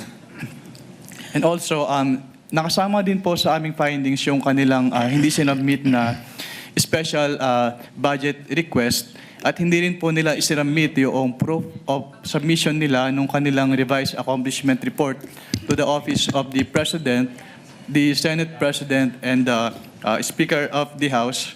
And lastly po, dun sa disbursement voucher kasi, ang nag-approve po nun ay si Assistant Secretary Limuel G. Ortonio, which is not compliant with the Joint Circular dahil according to the Joint Circular, it shall be the responsibility of the head of the agency to approve the cash advances. Okay. So na-mention mo dito yung 40 million na ginastos ng Office of the Vice President para sa gamot, medicines. Yes, ma'am. Walang supporting document. Mr. Witness? As of this time po, wala po silang binigay na supporting document. Ito ring 10 million na ginamit bilang liquidation sa travel expenses ng Office of the Vice President para sa confidential fund. Ano-anong mga dokumento ang sinabmit para dito? Pwede pong paulit po ng tanong, ma'am. 10 million ang sinabi mong travel funds na ginamit ng Office of the Vice President galing sa kanyang confidential funds. Meron bang sinabmit na dokumento ang Vice President para i-liquidate itong 10 million na travel funds niya? Wala po silang sinabmit na document supporting that disbursement po. Itong mga payment of rewards, magkanong payment of rewards? Ang Ulit? kanilang payment of rewards po ay 10 million pesos based on the submitted revised accomplishment report. Okay. Itong 10 million na ginastos o binayad ng Office of the Vice President sa mga nagbigay ng information ba to? Payment of rewards for the... Rewards. Yes, ma'am. Meron bang mga dokumentong sinabmit ang Presidente, Vice Office of the Vice President, para i-liquidate itong paggamit ng confidential funds niya sa rewards? Wala pong silang sinabmit na document po in support of the payment of rewards as of this time. Ngayon, As of the date nung AOM po. after issuing, sabi mo may audit observation memorandum na previously marked for reference as Exhibit P-1-12-B na common exhibit with the respondent. Pagkatapos na issue itong AOM, anong nangyari afterwards, if any? After po namin after ma-serve ng ICFO yung both AOMs po, nagbigay si Office of the Vice President ng kanilang response. And if I show you a copy of this response of the Office of the Vice President, will you be able to identify the same? Yes. A stipulated document?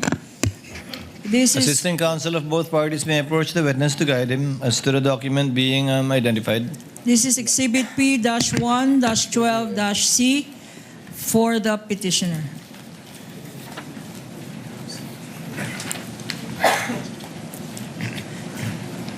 Prosecution.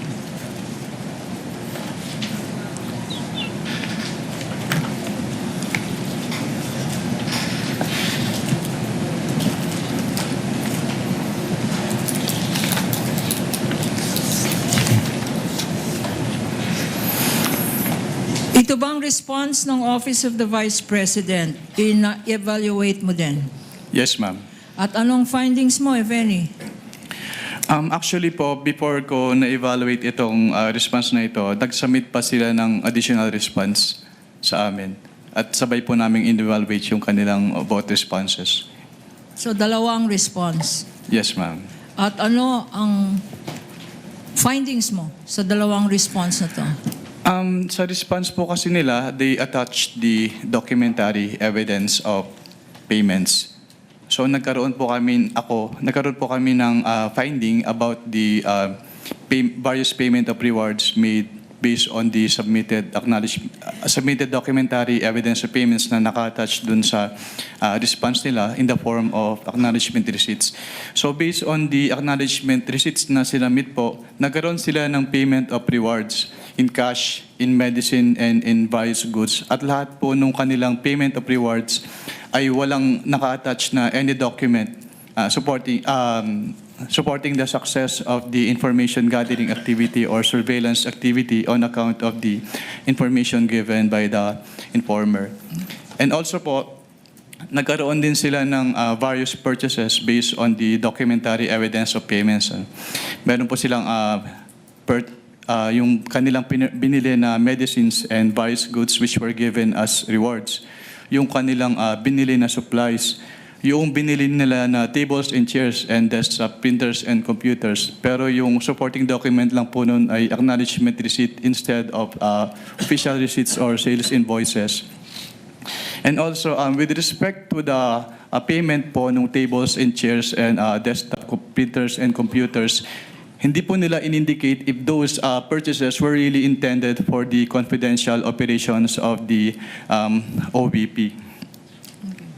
Sa joint circular na sinabi mong guidelines para sa liquidation report ng Office of the Vice President, bakit sinasabi mo na walang supporting documents itong tables and chairs na binili, itong desktop, itong medicines, itong supplies? Ano ang kailangan mo na supporting document? Actually, since it was ang involved po ay purchases, then those purchases should have been supported with sales invoices and official receipts instead of the acknowledgement receipts lang po. In other words, Mr. Witness, itong acknowledgement receipt, walang kasamang mga resibo. Yes, ma'am. Wala po silang inattached na resibo. Hindi ba confidential yan kung saan drugstore ka bumili ng medicine? Hindi naman po siguro confidential pag kung ang pagbibilhan mo ay mga drugstore. Kasi ang confidential po mismo ay yung paggagamitan, hindi yung pagbibilhan. Magkaibang bagay po kasi yun. Yung mga grocery na binilhan ng mga sari-saring groceries at supplies, hindi ba confidential dapat ang mga pangalan ng grocery na yan? Hindi naman po kailangan maging confidential yung pangalan ng mga groceries. Katulad nga po ng sinabi ko, ang confidential ay yung paggagamitan, hindi yung pagbibilhan. At magkaibang bagay po kasi yun.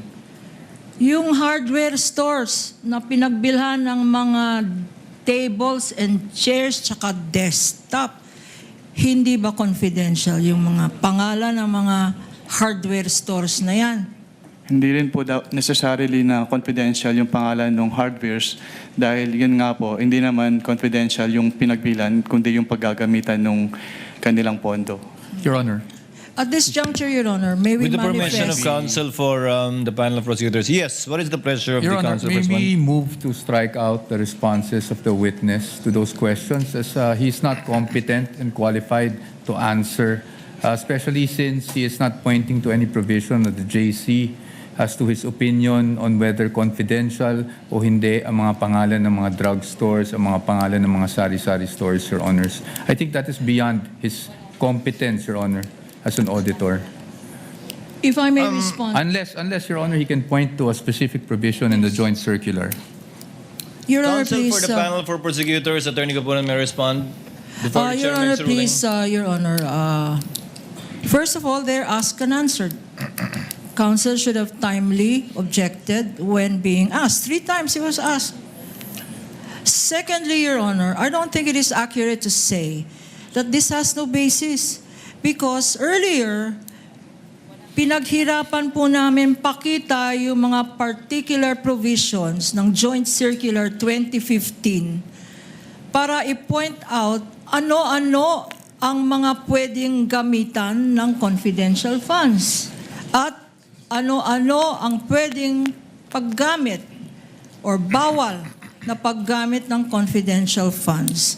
And this witness, Your Honor, based on the circular, did say that whatever activity that is must be related to the physical and financial plans submitted by the Office of the Vice President and or the DepEd. For instance, tables and chairs, what particular surveillance activity or operation or terrorist surveillance are tables and chairs and desktops and medicines and supplies related to?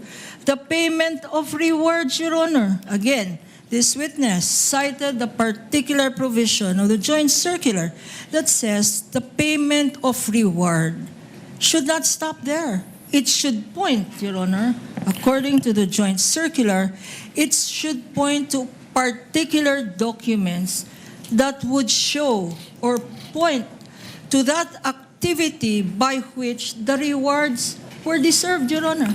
So Chair it's will make very a clear ruling. in the circular, Your Honor. Chair will make a ruling. Asked and answered is correctly pointed out by counsel for the panel of prosecutors. Aside from that, the witness is competent to testify as to how he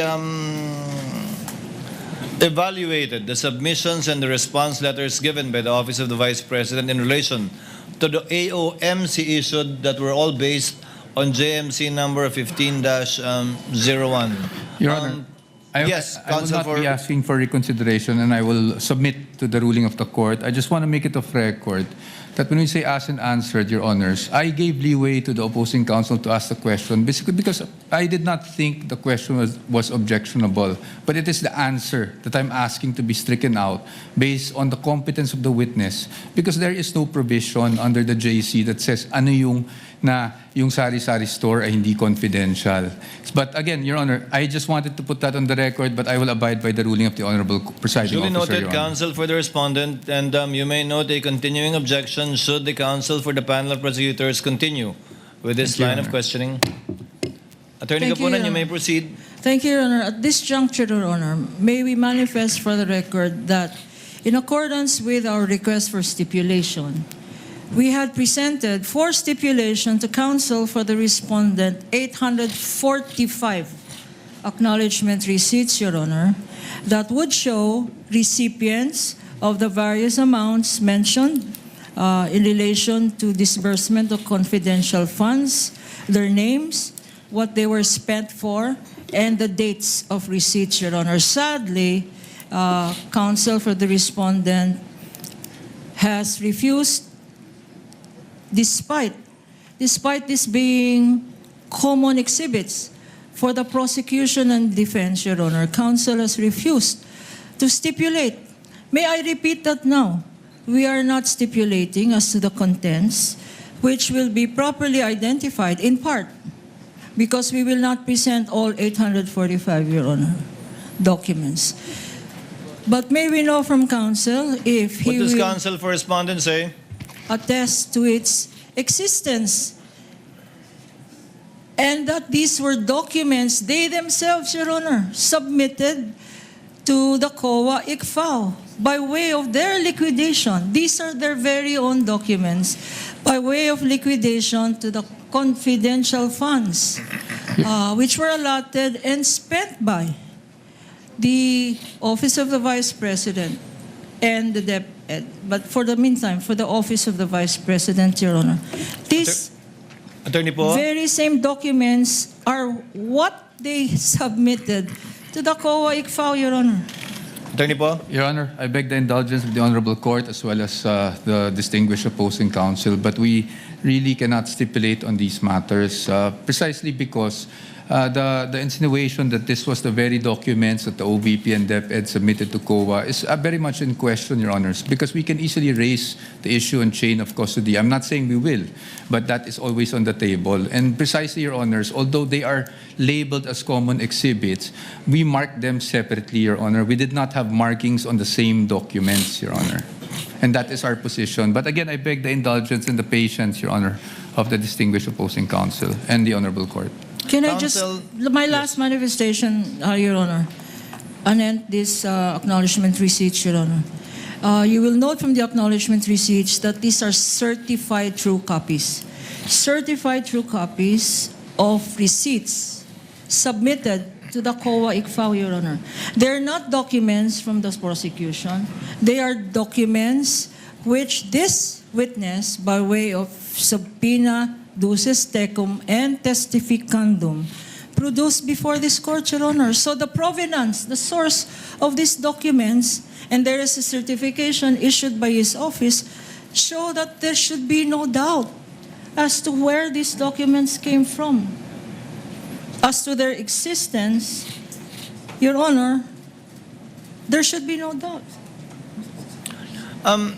May the presiding officer ask, are we talking about the same number of documents to begin with? 847, correct, counsel? 845, Your Honor. 45? Counsel for the respondent? I'm confirming now, Your Honor. Are the common exhibits for both prosecution and respondent 845 documents? Your Honor, the problem here is during the marking, there were inconsistencies with the number of ARs that were presented between each party, Your Honor. And that is why we cannot stipulate on the same. Now, as to the question on whether we have the same number for the fourth quarter, we are still verifying, Your Honor, but I'm afraid I will waste the court's time now if we verify further. Anyway, counsel, Attorney Kapunan, unfortunately, if they are not willing to stipulate, the court cannot twist their hand into so stipulating for whatever reason they may have. So kindly proceed as you intended to. We submit, Mr. Presiding Officer, Mr. Witness. Nung nag-evaluate ka ng post-audit evaluation ng documents, liquidation documents submitted to you, your office, by the Office of the Vice President, was there evidence or documents submitted to your office to show how payments were made? Ang tanging sinamit lang po nila in support of their payments po ay yung documentary evidence payments in the form of acknowledgment receipts. Okay. And will you please tell this court, this impeachment court, if you, in the course of your post-audit, carefully evaluated acknowledgement receipts? Ang ginawa ko po, upon receipt of those acknowledgement receipts, tinabulate ko po lahat ng acknowledgement receipts na yon based on their purpose, based on their, kung kailan po yung dates of payment, and then based on the amount po na binayaran nila as provided po dun sa acknowledgement receipts. You mentioned, Mr. Witness, that you prepared your own tabulation? Yes, ma'am. And did you bring them with you, this tabulation? I brought it po with me. Can you share them with us? Your Honor, may I be allowed po to share the tabulation? Witness may refer to his notes with respect to the tabulation, yes. Your Honor, please, I think defense counsel will note that this is not a pre-marked document during the pre-trial, but we had made a reservation that we will be marking documents in the course of our of this witness testimony. Assisting counsel for the parties may approach the witness and view the document being referred to by the witness.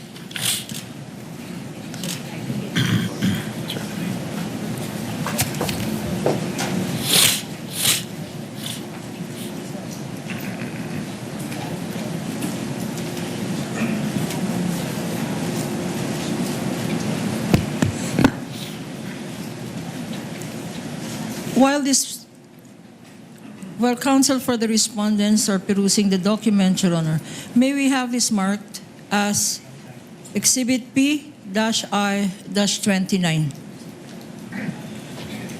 Later on, you may do so. The clerk of court is so instructed to make the corresponding marking after, in due course, rather. Witness may answer the question. Can you repeat the question po? Okay, Mr. Witness, you said earlier in answer to my question that you received acknowledgement receipts and that you made a tabulation kung ano-ano itong mga acknowledgement receipts. Yes, ma'am. Okay. We don't have a copy now, and we reserve the right to provide counsel for the respondent a copy, but can you share with us your findings based on your notes or your tabulation? Based on my tabulation po, napansin ko na some of the payments were dated December 2023, which is beyond the scope po nung covered ng kanilang cash advances. And yun nga po, katulad nung nasabi ko kanina, may mga payment of rewards po sila, either in cash, in medicines, and in various goods. Pero wala na po silang sinamit na any document na support or evidence, document evidencing the success of the information gathering activity on account of the information given by the informer. And also, How did you prepare your tabulation? noong time po na binigay sa akin yung acknowledgement receipts, doon ko po tinabulate yung payments based doon nga po sa purpose po ng payment, Okay. doon sa date po ng payment and the amount po na binayaran doon sa recipients. Will your tabulation show, and can you share with us if it does, ano ang sinabi mong mga purposes na naka-indicate? Yes po, nakalagay po sa tabulation ko yung purpose. Can you read from your notes, please? On page 1. Your Honor, just to manifest for the record while Counsel he's for respondent. perusing his notes that when I inspected the document, it seems to be a privately encoded document, a printout without any signature of who prepared it. Do you Just a confirm? manifestation, Your Honor, just to put that Do you on record. confirm, Mr. Witness? Yes po, Your Honor. Okay. Since it is a personal notes po, so hindi ko na po pinirmahan yung Duly tabulation. noted. How many pages is your tabulation?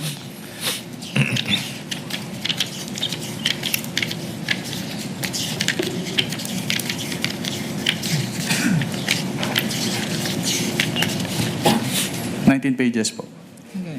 Your Honor, please, this P-29, P-1-29, which is a tabulation consisting of 19 pages, we will request that they, at the appropriate time, be submarked as P-29-A up to end series, Your Honor. Now, So ordered.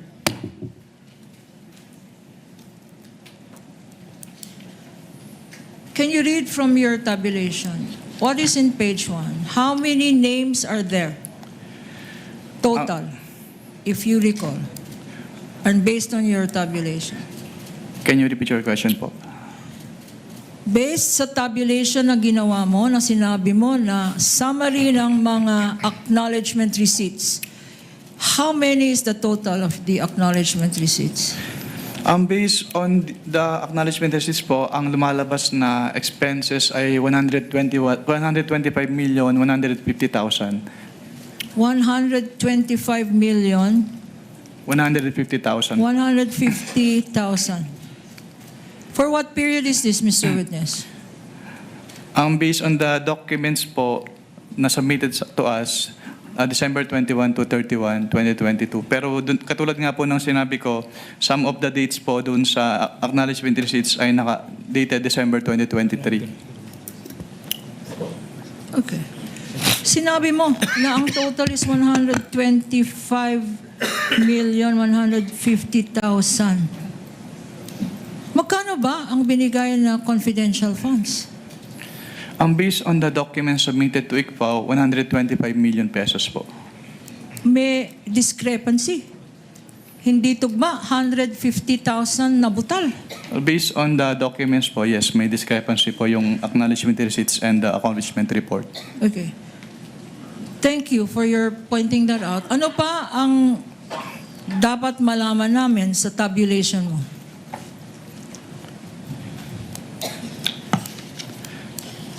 Yung meron po silang, katulad po nung sinabi ko kanina, meron silang purchases na ginawa. Pero yun nga po, supported lang po ng acknowledgement receipts instead.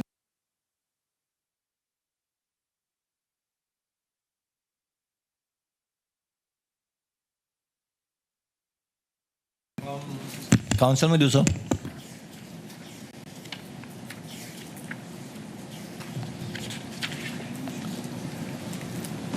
I think nasa notice of suspension po yung amount. May I be allowed po to refer to the notice of suspension?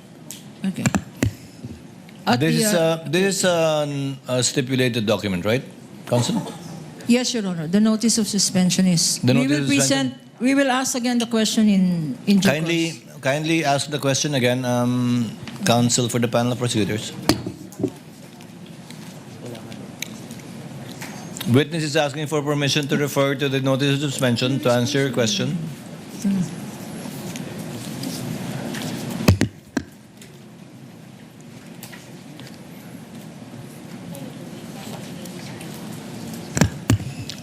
Assistant counsels may approach.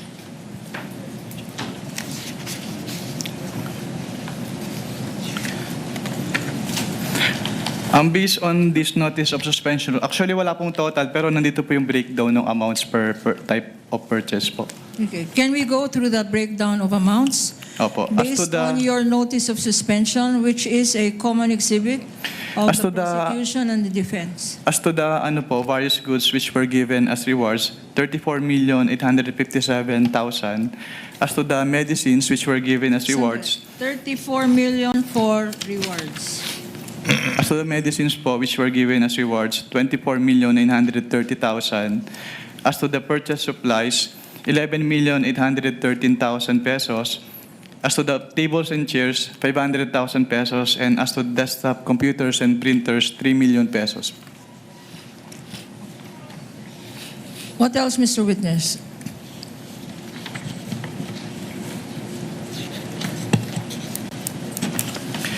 Hindi pa rin po nila pala sinubmit yung proof of submission noong revised accomplishment report to the Office of the President, the Senate President, and the Speaker of the House.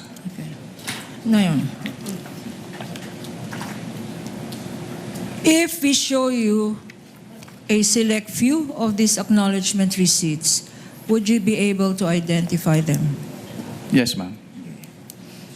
Your Honor, can we ask our attorney, Mark Peña? Can I mention his name because his mother daw is watching? Assisting counsels may approach for both Attorney parties. Mark Peña.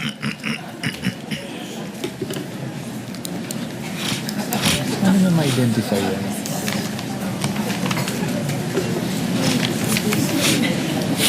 Where is it?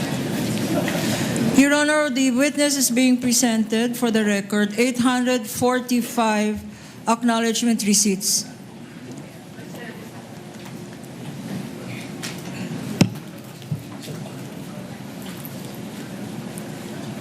In a box, and for purposes of reference, these have been marked as Exhibits P-1-8 and series for the prosecution. How many boxes, counsel? 3 boxes, Your Honor. What was the folder earlier given to the witness by Attorney Peña? The folder given, Your Honor, is just one of the folders, Your Honor.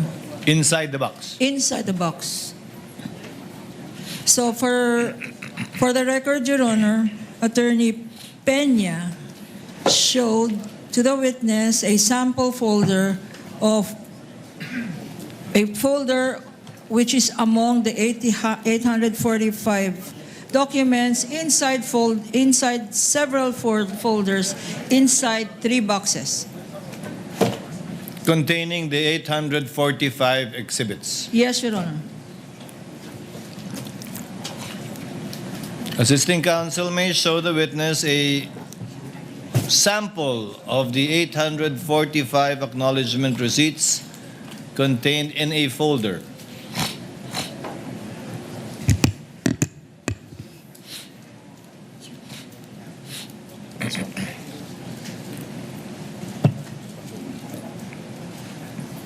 So, Mr. Wamil, is this one of the 845 documents that you examined in relation to acknowledgement receipts pertaining to confidential funds allegedly spent for the period covering December 21 to December 31, 2022?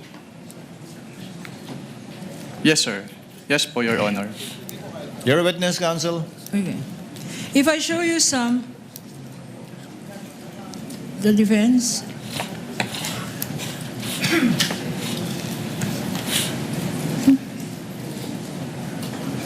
Could you please go over briefly the other folders?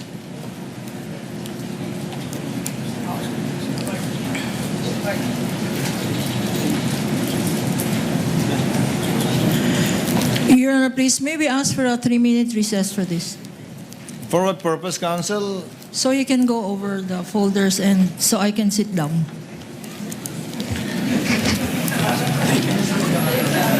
Ito po yung sample na... Trial is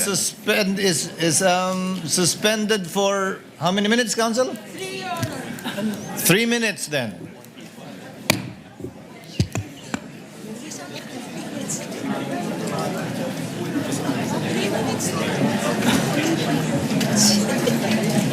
Pwede mo siyang peruse. Okay.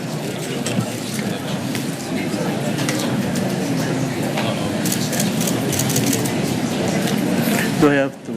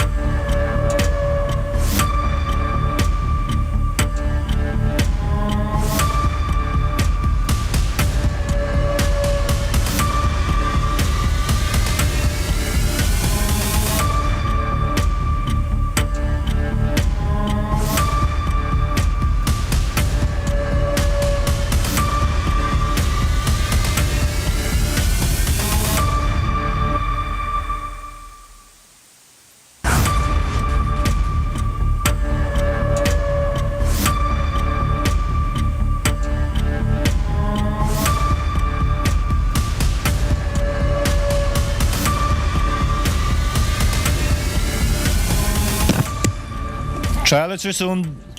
Thank you, Your Honor. Your Honor, please, if I Counsel might, for the panel of prosecutors.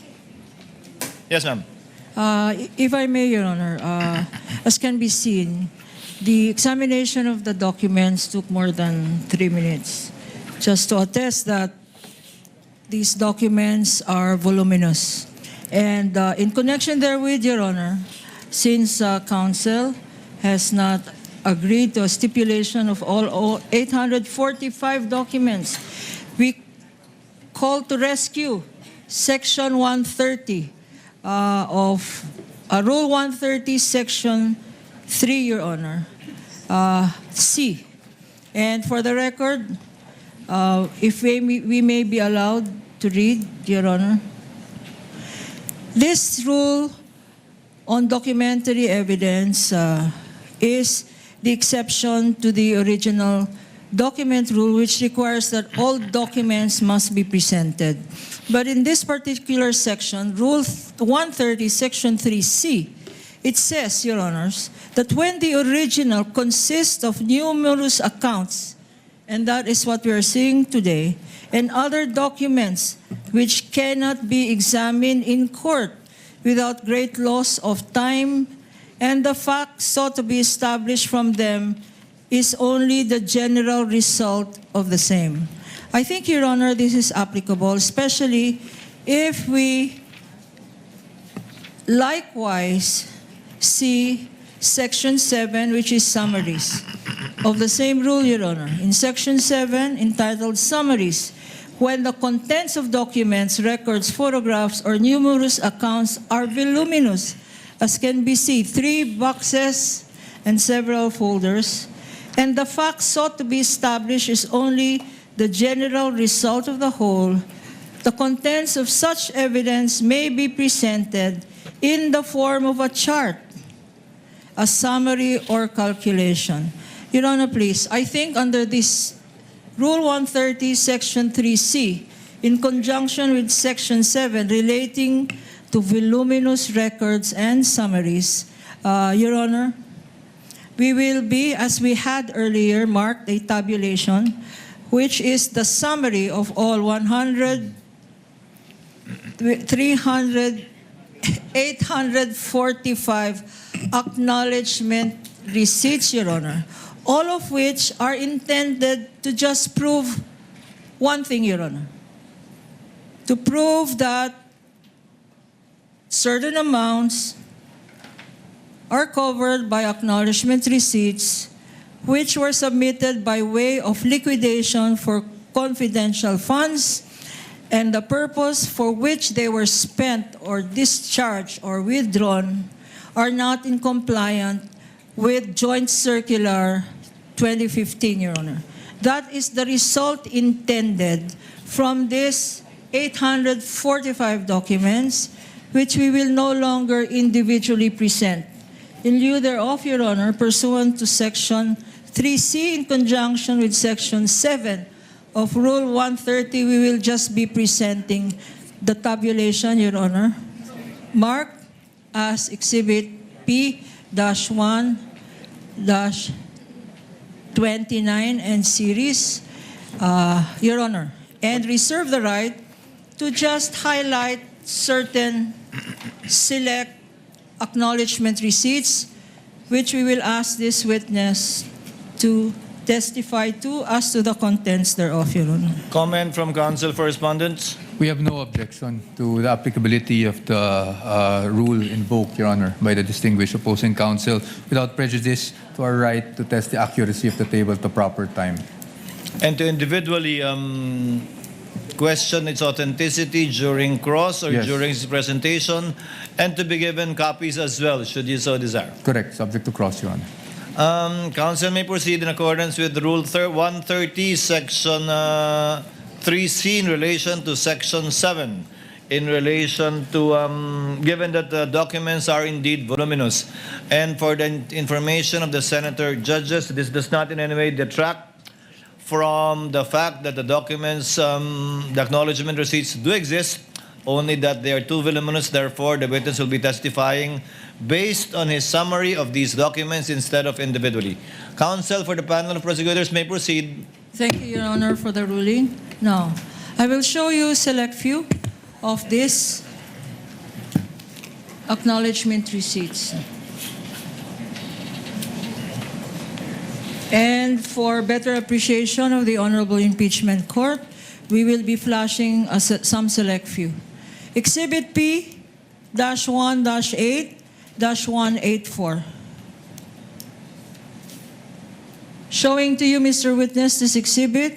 It is an acknowledgement receipt in the name of Mary Grace Piatto for the amount of 70,000 pesos. Please peruse this document and tell us if this is among the acknowledgement receipts that you said you received and evaluated based on the submissions of the Office of the Vice President.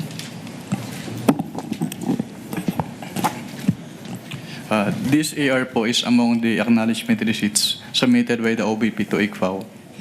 Before we go to this particular exhibit, in the name of Mary Grace Piatto for 70,000 pesos, tell us, Mr. Witness, ano ba talagang ibig sabihin ng acknowledgement receipt? Well, kapag sinabing acknowledgement, actually wala siyang provision dun sa joint circular, pero ito kasi ay parang proof of na-receive noong payee yung binayad sa kanya. So, acknowledgement receipt, as the name suggests, acknowledges na na-receive. Na-receive niya yung payment from the payor po. So, ina-acknowledge ng isang Mary Grace Piatto na tumanggap siya ng magkano? Based from this acknowledgement receipt po, tumanggap po si Mary Grace Piatto ng 70,000 pesos for the payment of rewards, close and open parenthesis, medicines. Ano, bakit dalawa to? Payment of rewards tsaka medicines. Anong ibig sabihin? Ang binayad sa kanya na reward ay gamot? Hindi ko po ma-determine based on this document alone po, kaya po kami nagpapasubmit ng additional documents. And also, since it is payment of rewards po, hindi rin po enough lang na acknowledgement receipts. Kailangan din pong makomply yung provision noong joint circular as to the payment of rewards. Okay. So, itong Mary Grace Piatto's acknowledgement receipt ay sinasabi mo na violation ito ng joint circular. Bakit?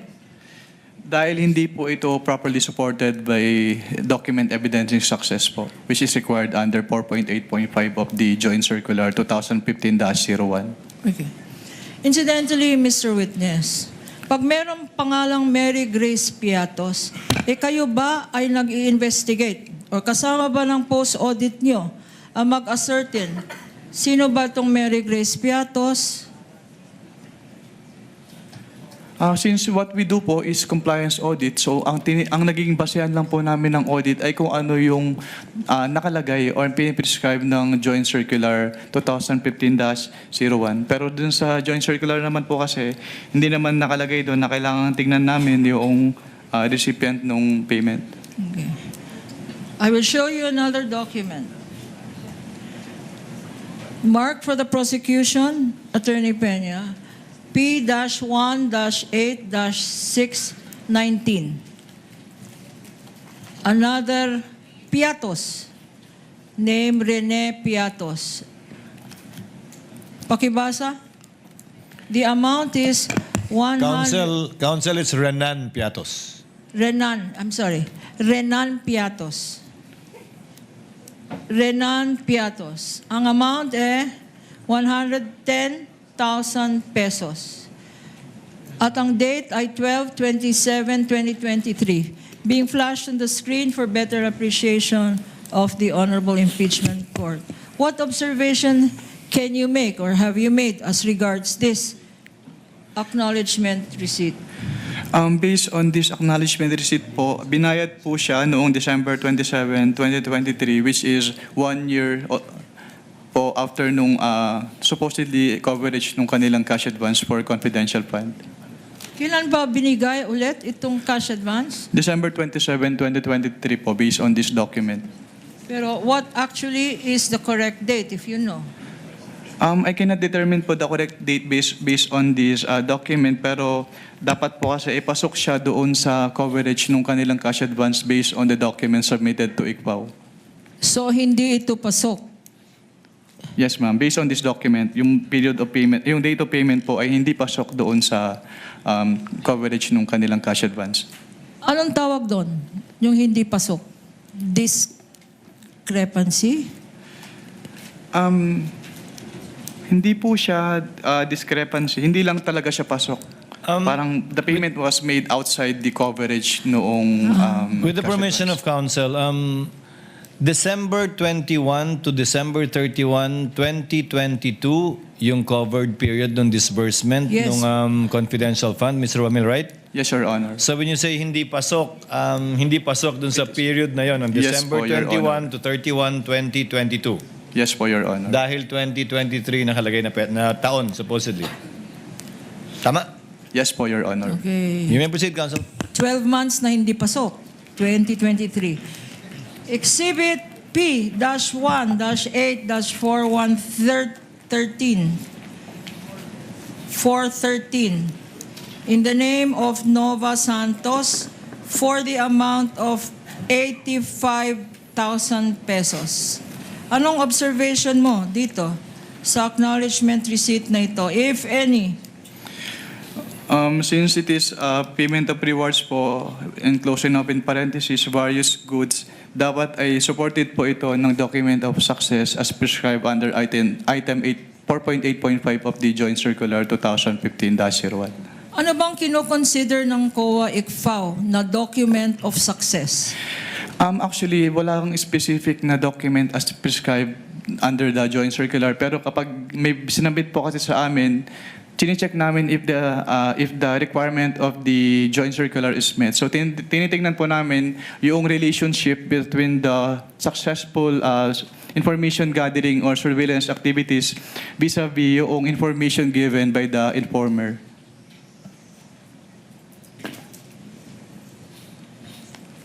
I'll show you now. P-1-8-531 in the name of Miko P. Harina for 295,000 pesos. Again, ang nakalagay dito, hindi pasok. 12/31/2023. Leading, Your Honor. Objection. Okay, I will reform. Kindly reform, What can you say, what can you observe about the date indicated there, if any? The date po indicated in this document is December 31, 2023 as the date po nung receipt of payment by the And what payee. significance can you draw, if any, from this date? It is outside po dun sa period po nung kanilang disbursement, which is December 21 to 31, 2022. And the purpose? Ano yung purpose na naka-indicate dyan? Ang nakalagay po ay payment of purchase supplies. Okay. Itong purchase supplies na ito, 295,000 worth of purchase of supplies.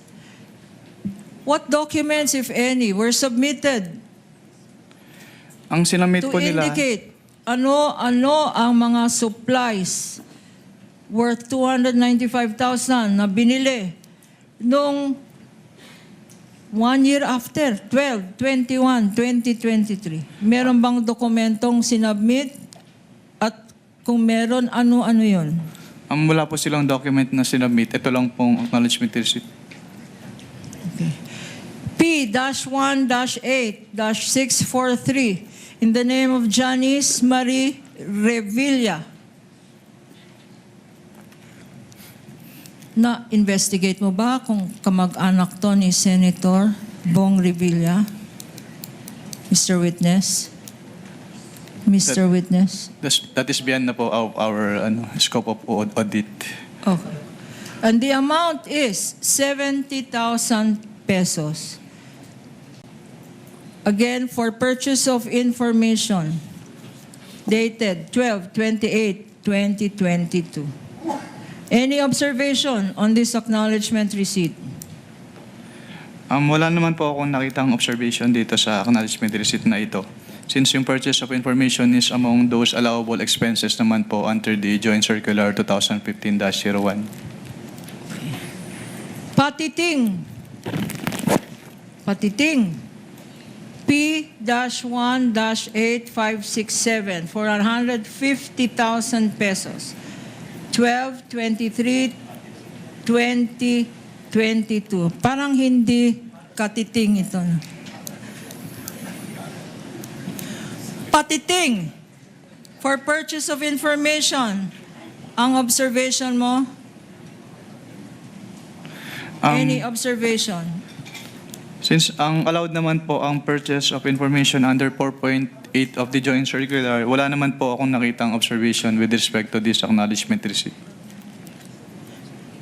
P-1-8-545 in the name of Odi or Andy C. Lim for 50,000 pesos.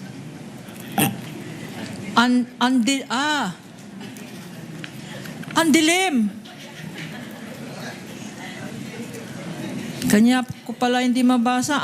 Andilim. Para kay Andilim. 50,000 pesos. Ang date, 12/21/2023. Ano ang observation mo ulit? Kung meron man. Yung date of payment po, December 27, 2023, is outside the coverage po nung kanilang period of disbursement, which is December 21 to 31, 2022. Kung merong andilim, siguro dahil Objection, pikit. Your Honor. I'm sorry, but I've been giving leeway to opposing counsel, but I think she's been coloring, the contents of the documents more than what is shown Your in the Honor, I'm document just reading. It itself. says here. And No, counsel Your can Honor, It says andilim. I think you It's know the my way it point, Your sounds, Your Honor. Honor. It's like patiting. That's the way it's spelled. And the next one, maybe you will object again. It's Alejandro A. Pikit. I was gonna say, kanya siguro madali. May pikit ang mata. Pikit. Exactly, Your Honor, our point, Your Honor. Pikit. Counsel for the panel of prosecutors, I think you know what the counsel for the respondent is talking about. Yes. Kindly yun. proceed accordingly. Okay, Alejandro A. Pikit, P-18-544 for 90,000 pesos. And the date here, again, is 12/21/2023. Purchase of information. Any observation, Mr. Witness? Yung date of payment po na December 21, 2023 based on this document is outside po doon sa kanilang period of disbursement. Okay. P-1-8-556 being shown to you and flashed on the screen is for Fiona Byong for 80,000 pesos, 12/22/2022, also for payment of information. Any comment, Mr. Witness? Wala naman po akong particular observation on this AR kasi yung purchase of information is allowed naman po under 4.8 of the Joint Circular. And the last two, also for payment of information, P-1-8-654 for Cisfronio Balsac for 70,000 pesos. And P-1-8-615 for Gabriel S. Bisaya for 70,000 pesos. 12/27/2022. Any observations, Mr. Witness? Yung date of payment po na December 27, 2023, which is outside the coverage po nung kanilang period of disbursement. Now, having shown you selected few of these 845 acknowledgement receipts, can you confirm now that the ones shown to you and those that are part of your summary stated in your tabulation are the documents submitted to you by the Office of the Vice President by way of liquidation of monies allegedly paid to alleged payees and for alleged purposes? Yes po, ma'am. I will go now to the Office of the Vice President.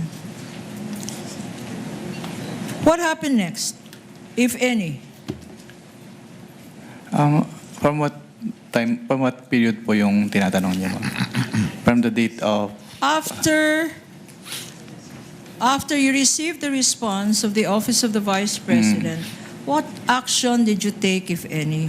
I evaluated po the response, the explanation contained in the response as well as the documents po attached in the response, and nag-issue po kami ng notice of suspension dahil hindi pa rin po compliant yung kanilang submission sa ICFAO. Again, can you remind us what a notice of suspension is? Based on the Joint Circular 2015-01, notice of suspension is a written notification to the head of the agency and the agency accountant, informing them of the temporary disallowance in audit of the disbursement because it appears that the disbursement is illegal, irregular, or improper, and that they are required to submit an explanation or justification or the documents being sought in the notice of suspension or both po. If a notice of suspension is shown to you, P-1-13-A, which is a common exhibit with the defense, would you be able to identify the same? Yes, ma'am. And for better appreciation of the Honorable Impeachment Court, we will Assisting be counsel of flashing the both same parties on the may approach. screen.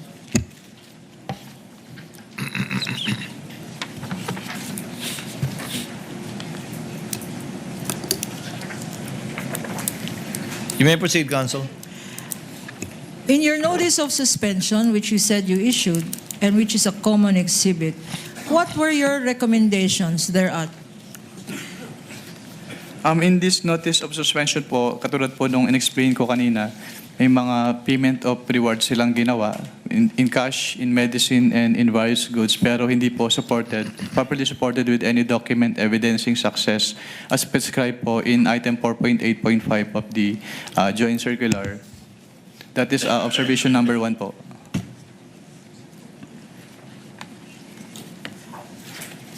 We are flashing on the screen, and for easy reference, this has been boxed, Your Honor. What else? Also, in the NS po, yun, katulad din nung sinabi ko kanina, meron silang mga purchases na ginawa, which is yung purchases of medicine, which were given as rewards. Yung purchases of various goods, which were given as rewards. Yung purchase supplies, yung tables and chairs, at yung desktop printers and computers ay supported lamang ng acknowledgment receipts instead of sales invoices or official receipts. And also, with respect to the purchased tables and chairs and desktop printers and computers, hindi po nila in-indicate if these purchases were intended for the confidential operations of the Office of the Vice President. What else is here in your notice of suspension? Third po, yung ibang acknowledgement receipts po, yung receipts of payment ay naka-December 2023 at yung ibang acknowledgement receipts ay wala pong date kung kailan ni-receive ni payee yung payment po. No. If these acknowledgement receipts, there are certain acknowledgement receipts dated 2023, if shown to you, would you be able to identify the same? Yes, ma'am. Showing to you now. Acknowledgement receipts dated December 20, 2023, beyond the period beyond the covered period of the last quarter of 2022. Please go over these documents. Assisting counsel may show the witness the documents.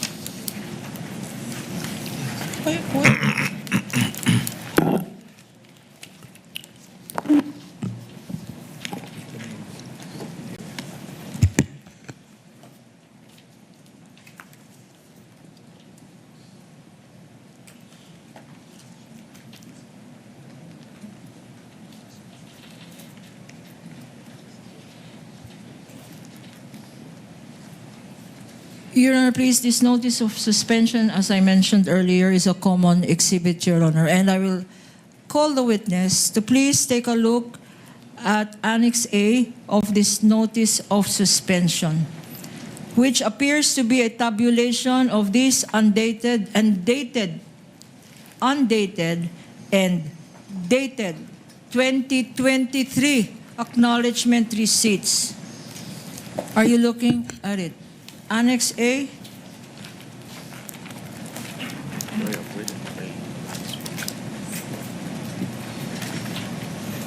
Should I proceed with the... What is the total, Mr. Witness, based on your Annex A of your notice of suspension of the total amount for acknowledgement receipts issued for a period not covered by the confidential funds? Can you clarify po yung question? Yung mga dated December 2023 po ba yun? Yes, Mr. Witness. Based on this annex po, yung total ng mga acknowledgement receipts na dated December 2023 ay 25,606,000 pesos. For 2023, 25,606,000. What about confidential funds liquidated based on undated acknowledgement receipts na walang date? Undated. Based po on Is that also shown in your Annex A? Yes po, ma'am. Can you tell this court how much that amount is for undated acknowledgement receipts na walang petsa? Ang total amount po ay 3,276,000 pesos po. Okay, and pag tinotal natin ito, magkano lahat ito ang nakalagay sa notice of suspension mo? Yung undated tsaka December Yes, Mr. 20. Witness. Bali, ang magiging total po ay almost 29 million pesos po.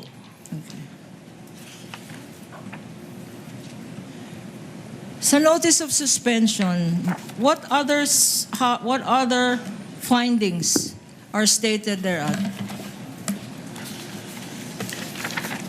Sa notice of suspension po, may findings din po about some expenses po na piniresent doon sa kanilang acknowledgement receipts na hindi presented doon sa kanilang accomplishment report. What else, Mr. Witness? Number 5 po dun sa notice of suspension, katulad po nung sinabi ko kanina, yung total expenses nila based on the acknowledgement receipts ay umabot ng 125,150,000, which is 150,000 in excess po doon sa kanilang total expenses based on the accomplishment report na 125 million pesos. Let me try to understand this. Nag-issue ang total is sobra. Nag-liquidate, pero ang liquidate nila ay sobra sa amount na 150 million. Ang ginastos po nila based on the acknowledgement 125. receipts ay sobra po compared dun sa laman ng kanilang accomplishment report. May discrepancy? May discrepancy po na 150,000 pesos. What happened? May notice of suspension. What happened after you issued this notice of suspension, if any? After po ma-issue yung notice of suspension ay wala na po akong personal knowledge since nag-transfer na po ako to other audit sector po of the Commission on Audit.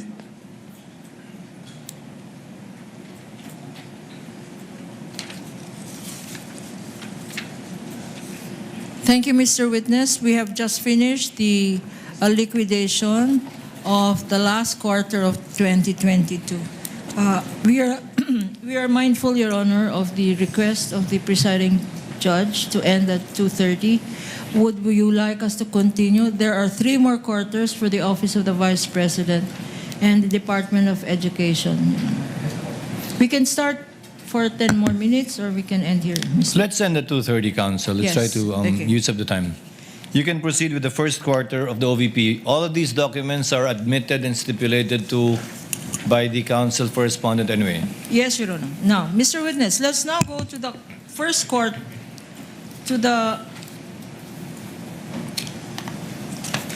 let us now go to the first quarter.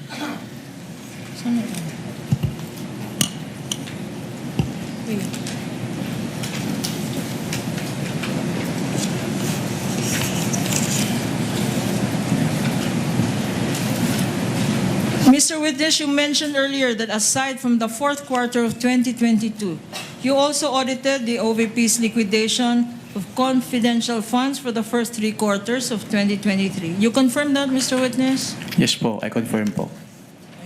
If I show you the OVP's, the Office of the Vice President's response, dated November 30, 2023, a stipulated document, and for prosecution marked as Exhibit P-1-12-D, dated November 30, 2023. And we are showing it on the screen, Your Honors, for better appreciation by the impeachment court.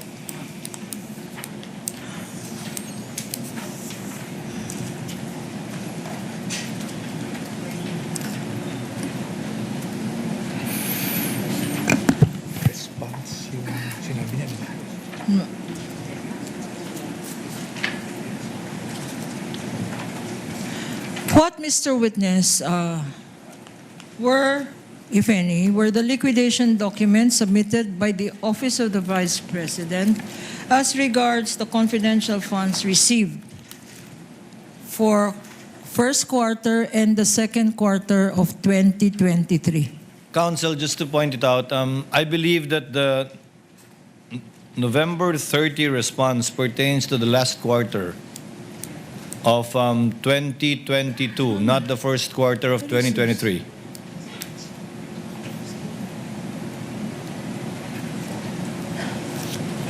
Yes, Your Honor. Thank you for pointing it out, Your Honor. For the first quarter of 2023,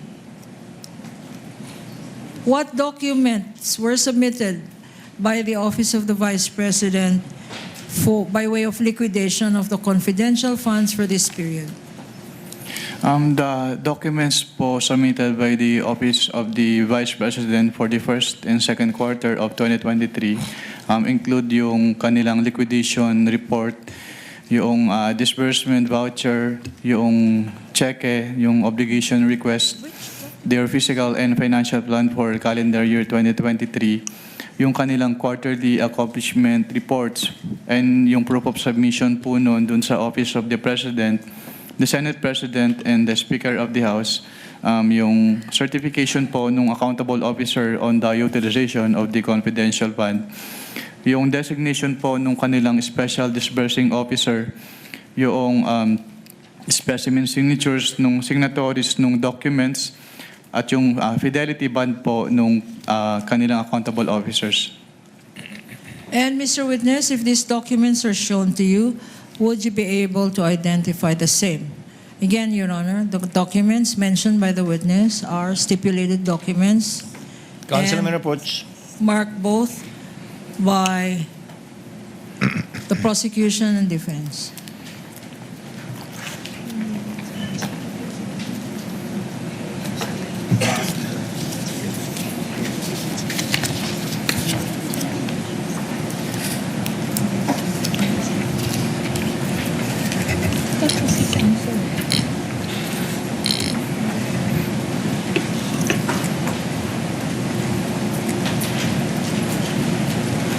Showing to you, Mr. Witness, liquidation documents for the period covering February 6 to March 29, 2023. For another period, April 25. Liquidation Okay.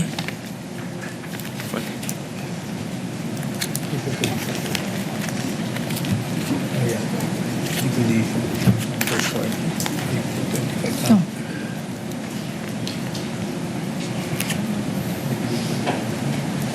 Among the documents being shown to you is a physical and financial plan issued by the Office of the Vice President for calendar year 2023, being flashed on the screen. Specifically, a physical and financial plan dated January 20, 2023, marked as Exhibit P-1 -14-A-1, common exhibit with the respondent, defense.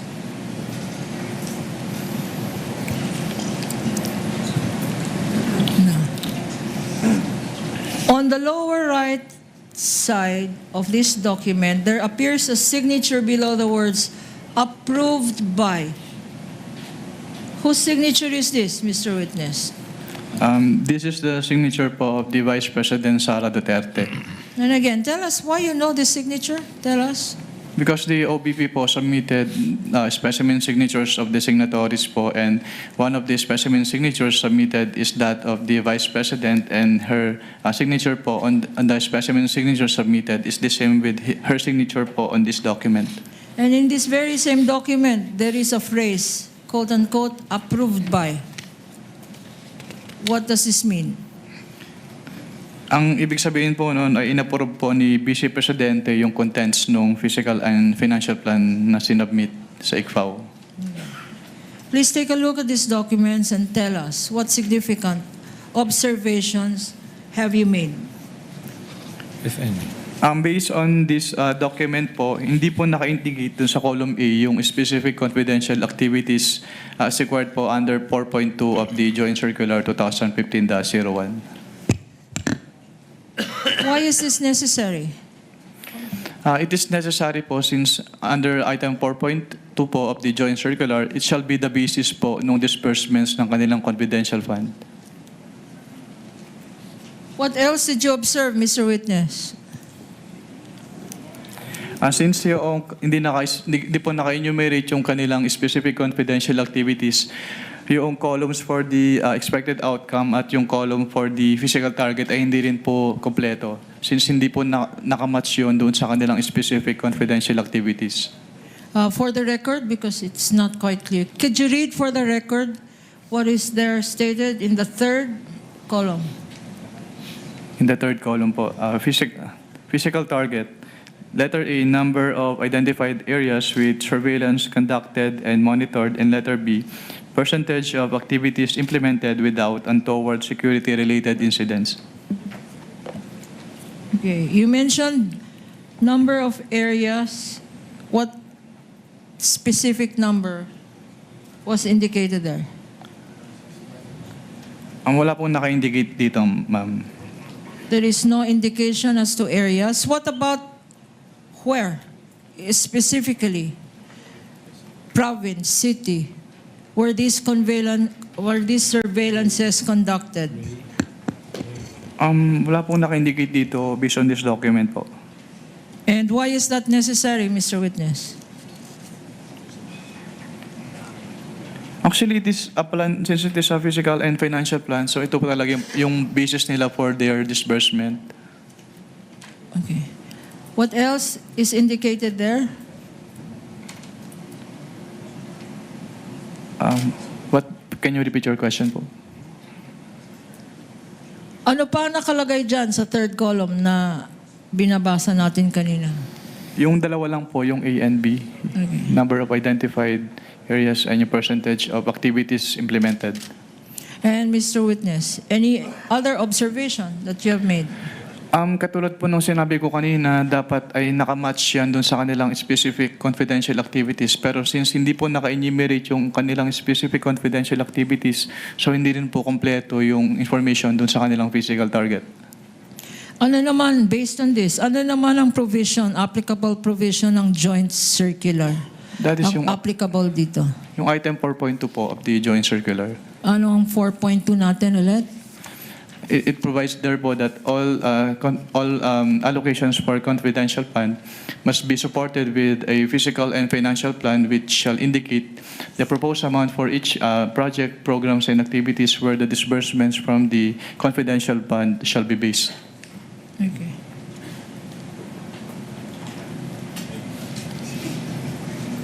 We now go to the last set of documents, which are also stipulated documents.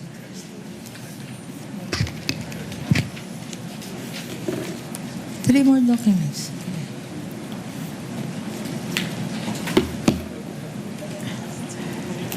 I am showing to you 3 checks, specifically land bank checks, a land bank check 002444053 dated January 31, 2023, previously marked as Prosecution's Exhibit P-1-11-B. Again, this is a stipulated document. What, if any, is the significance of this land bank check being flashed on the screen for easy reference? Ito pong land bank checks, ito yung proof na pwede na nilang i-withdraw yung kanilang cash advance. At magkano ang land bank check na yan? Based on these land bank checks po, ang amount po ay 125 million pesos per quarter from the first to third quarter of 2023. Another check, land bank check number 002455511 dated April 18, 2023, marked as Exhibit P-1-11-C, another stipulated document. What is the significance of this check? Being shown to you, Mr. Witness, and being flashed on the screen for easy reference of the impeachment court. Ang significance po nito ay pwede na nilang i-withdraw. It is a proof that pwede na nilang i-withdraw yung amount of the cash advance.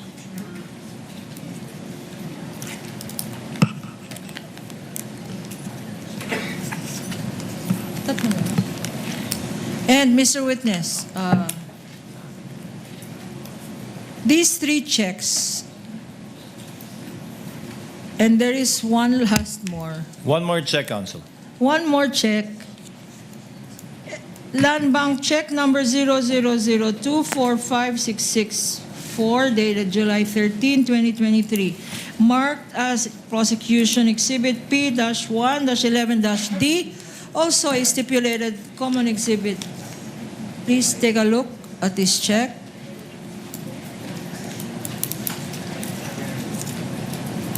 Tell us the significance of this check, if any. The significance of this check po is it is a proof po na pwede na nilang i-withdraw yung kanilang cash advance for this quarter.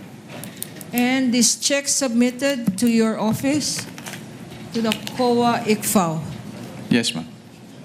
are the very same checks that you identified this afternoon. Yes, ma'am. With the indulgence of counsel, you want to wrap up there and continue your direct tomorrow? Yes, Your Honor. The witness is excused. Mr. Wamil, kindly be here again tomorrow at 10 a.m. for the continuation of your testimony. You will be testifying under the same oath.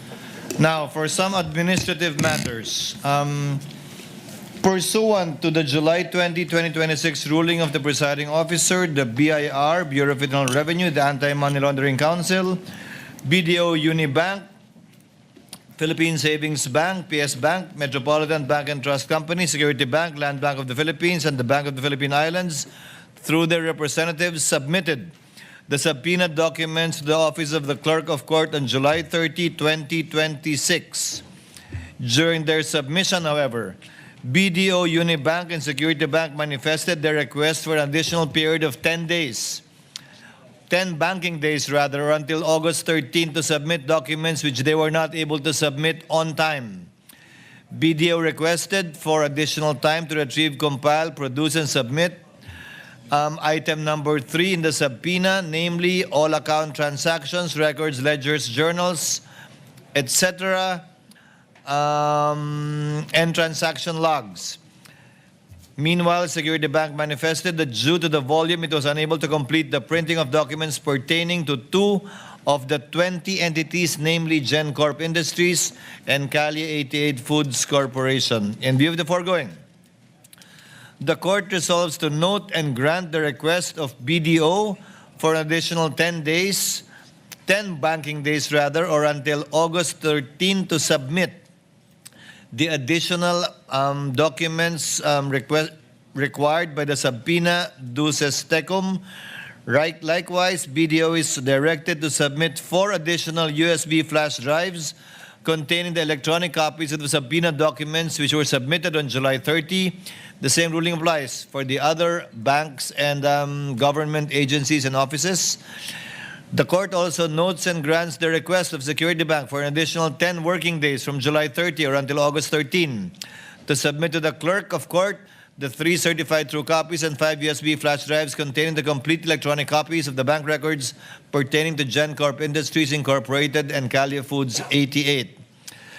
For the information of the senator judges, the clerk of court received the submission coming from the BIR after the BIR commissioner submitted a presidential authorization providing for the release of the documents from the BIR as required by Section 71 in relation to Section 270 of the National Internal Revenue Code, in compliance again with the court's directive prior to receiving its submission.